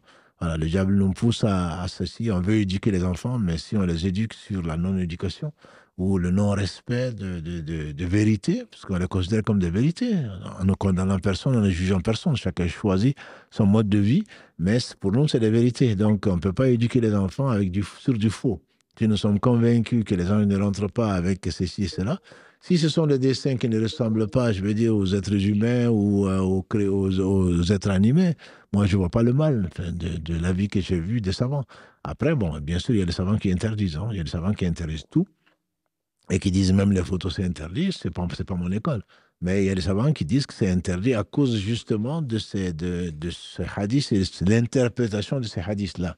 Moi, je dis simplement à mes frères et sœurs, si vous êtes là dans l'interdiction, alors au moins proposez aux autres, proposez au moins aux musulmans, proposez à d'autres des alternatives. Parce que les alternatives existent. Si tu dis que c'est interdit, c'est que tout est permis sauf ce qui est interdit. Donc, propose aux autres et creuse un peu ta cervelle et propose aux autres des choses qui seraient permises plutôt que d'être là dans l'interdiction, quoi. Parce qu'il y a l'école qui est la plus facile. Et comme disait un savant, l'intelligence du savant, ce n'est pas d'interdire. L'intelligence du savant, c'est de trouver une solution. Voilà. Moi, je ne suis pas savant, mais je veux dire simplement, à tout interdire, on ne construit rien du tout. Voilà. On vit cloîtré, Et on Oui, vit dans la tristesse et on vit oui, dans c'est tout. ça. Voilà. Donc, je pense qu'il faut essayer. Encore une fois, j'insiste beaucoup sur l'amour. Quand je dis l'amour, c'est pas pour autre chose que parce que je suis sûr que Dieu est amour et que si Dieu nous a créés, c'est pour nous faire aimer les uns les autres, mais sur la vérité. Donc, je pense qu'il faut les enfants, surtout les enfants, l'éducation, ce n'est pas c'est haram. Tout est haram pour nous dans nos familles, etc. Ça, je suis convaincu que c'est pas la bonne méthode. Et donc, si vraiment on veut construire, si l'islam, de façon sûre, nous dit qu'il y a des choses qui sont mauvaises, c'est qu'elles le sont. Mais c'est certain également que l'islam donne des possibilités. Et donc, il faudrait multiplier d'initiatives et peut-être de discussions, peut-être demander, même pas peut-être, c'est sûr, présenter, faire des contre-propositions à des personnes sensées, sages et savantes, dire est-ce que ça se serait permis, est-ce qu'on ne pourrait pas faire ceci, on pourrait faire beaucoup de colloques et beaucoup de discussions dessus pour essayer d'apporter à nos enfants et à un environnement sain des choses importantes plutôt que de rester là à répéter comme des perroquets, tout est interdit, quoi. Voilà, donc je n'ai pas répondu à Mhm. Picsou, mais en général, je pense qu'il ne faut pas tout interdire. Et si c'est interdit, je suis sûr qu'il y a des solutions que nous propose l'islam, puisque tout est permis sauf ce qui est interdit. Oui, parce qu'il n'y a pas que Picsou, par exemple, les livres de lecture suivis que les enfants ils peuvent ramener à la maison pour justement un exercice. Tout est imagé en fait. Il y a des images de personnes en fait. Il y a même des images d'auteurs qui sont morts, Molière, machin chouette, et tout, qui sont exposées à la maison. Et des fois, j'essaie de les poser par-dessus un dictionnaire pour pouvoir cacher l'image. Je me dis peut-être ça va stopper l'ange qui pourra rentrer et tout. Donc après. Je ne pense pas que vous allez stopper Genre, l'ange. Je ne pense pas que vous allez stopper l'ange qui va arriver. Je ne crois pas, surtout l'ange de la mort, c'est certainement pas. Là, je comprends très bien ce que vous voulez dire, mais je pense encore une fois, si Allah nous fait penser à des choses, si on peut trouver une solution, je suis sûr qu'il y en a. Voilà. Donc, je pense qu'il ne faut pas juste s'inscrire dans tout interdit. Il ne faut pas non plus dire non, mais ça, c'est pas oui. grave, ça, c'est avant, non, mais ça, c'est pas grave. Non, c'est qu'ici, si ça a été dit, c'est pour que ça nous serve. Je pense qu'il faut creuser un peu la cervelle et essayer de voir sans encore devenir parano, ni avoir du waswas partout. On voit les gens, même dans les mosquées, les bouteilles où il y a la photo de je ne sais pas quelle ceci C'est ça, voilà, c'est ça. sur une marque que je ne veux pas citer. Il y a des frères Oui, qui viennent oui, avec des feutres en train de les... Non, on a vu avec Si Mohamed le samedi pour le fiqh contemporain, tout ce qui n'est pas exposé, qui n'est pas grand, etc. Bon, c'est permis, même si c'est déconseillé. S'il y a le choix entre deux bouteilles, une qui ne porte pas d'image, ce serait certainement mieux. Même les badges, on a vu samedi, il y a 2 mois, même les badges, est-ce qu'on, pour entrer, bon, des travailleurs qui viennent pour faire leur prière, est-ce qu'il faut qu'ils enlèvent leur badge pour pouvoir prier? La prière est valable, hein, je ne connais pas de divergence dessus. Mais mieux vaut ne pas exposer, mhm, tant que ce n'est pas gros, entre guillemets, un genre d'idole ou des choses que l'on verrait qui perturberaient de toute façon oui. donc les autres prières, etc. C'est quelque chose qui est toléré, même si c'est pas conseillé. Après, je pense qu'il faut que chacun gère sa famille, chacun gère sa vie. Si Allah te fait voir les choses, s'il ne te fait pas voir les choses, alhamdulillah, dès que tu les vois, tu essayes de trouver une solution. Moi, ce que je n'aime pas, c'est le tout, c'est le prêt à employer, quoi. Aujourd'hui, on est paresseux. Et puis Oui, on attend, voilà, on attend, ah non, j'ai pas de solution, j'ai rien vu sur Internet. Non, Allah t'a donné une raison, Allah t'a donné une science, donc je pense qu'il faut voir qu'est-ce qui, Da'ama yuribuk ila ma la yuribuk. C'est un hadith qui est très connu et malheureusement que beaucoup d'entre nous ne pratiquent pas. Abandonne ce qui te met dans un doute pour ce qui ne t'y met pas. Mais je ne vais pas me référer à mon oui, voisin, ni à ma voisine, ni à qui que ce soit. Moi, je me dis, ça, c'est quelque chose, je doute. Moi, je préfère ne pas faire ça. Et moi, je préfère éviter ceci. Moi, je préfère faire cela, etc. Donc, plutôt que d'être là en train de penser qu'il y a solution, aller chercher la solution, je dirais, chez quelqu'un d'autre. Ta solution, elle est probablement de toi. Et on peut discuter avec les enfants, on peut discuter avec, dans la famille, avec des amis, etc. Est-ce que vous avez une expérience dans ce domaine-là? Est-ce que vous avez entendu quelque chose dessus? Voilà, sans pour autant se culpabiliser au point de ne pas vivre, quoi. Parce qu'à écouter certains, on vivra ok, même plus. On vivra même plus, on peut rien c'est faire. vrai. Voilà. Et ça, je crains Oui, vraiment pour nos enfants, hein. Honnêtement, je crains pour nos enfants. C'est à force de dire que tout est interdit, ben, ils finissent par ne plus aimer l'islam. Et voilà. Donc, on n'aura pas du tout réussi ce pourquoi Allah nous a choisis, c'est-à-dire d'éduquer et former la meilleure des générations. Bon, ça, malheureusement, c'est une faillite, mais faillite de nous. C'est pas de la religion, c'est notre faillite.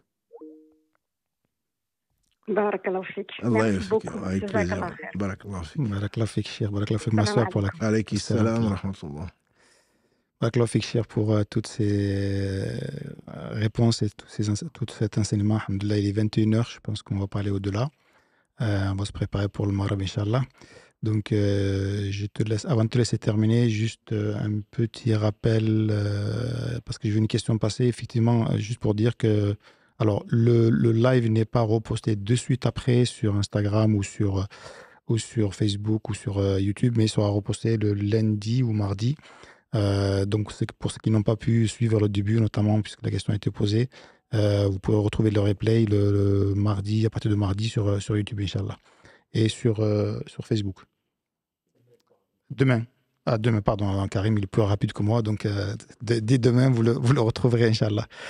Voilà, c'était le seul petit rappel que j'avais. Je crois que j'ai oublié de choses, mais alhamdoulilah, je te laisse terminer.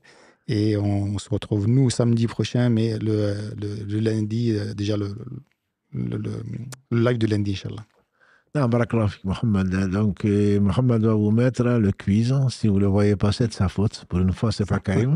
Voilà, donc demain, Inch'Allah, vers midi ou un peu avant, et vous aurez le quiz donc, sur la Ashura, pour justement trouver l'occasion de discuter et de parler de ce prophète, noble prophète. On dit le troisième meilleur homme que la terre a porté. Je parle de Moïse, alayhi salatu wassalam, comme Allah, dans sa miséricorde, donc l'a sauvé, ainsi que les croyants avec lui. Donc, le quiz est simple, facile même, je dirais.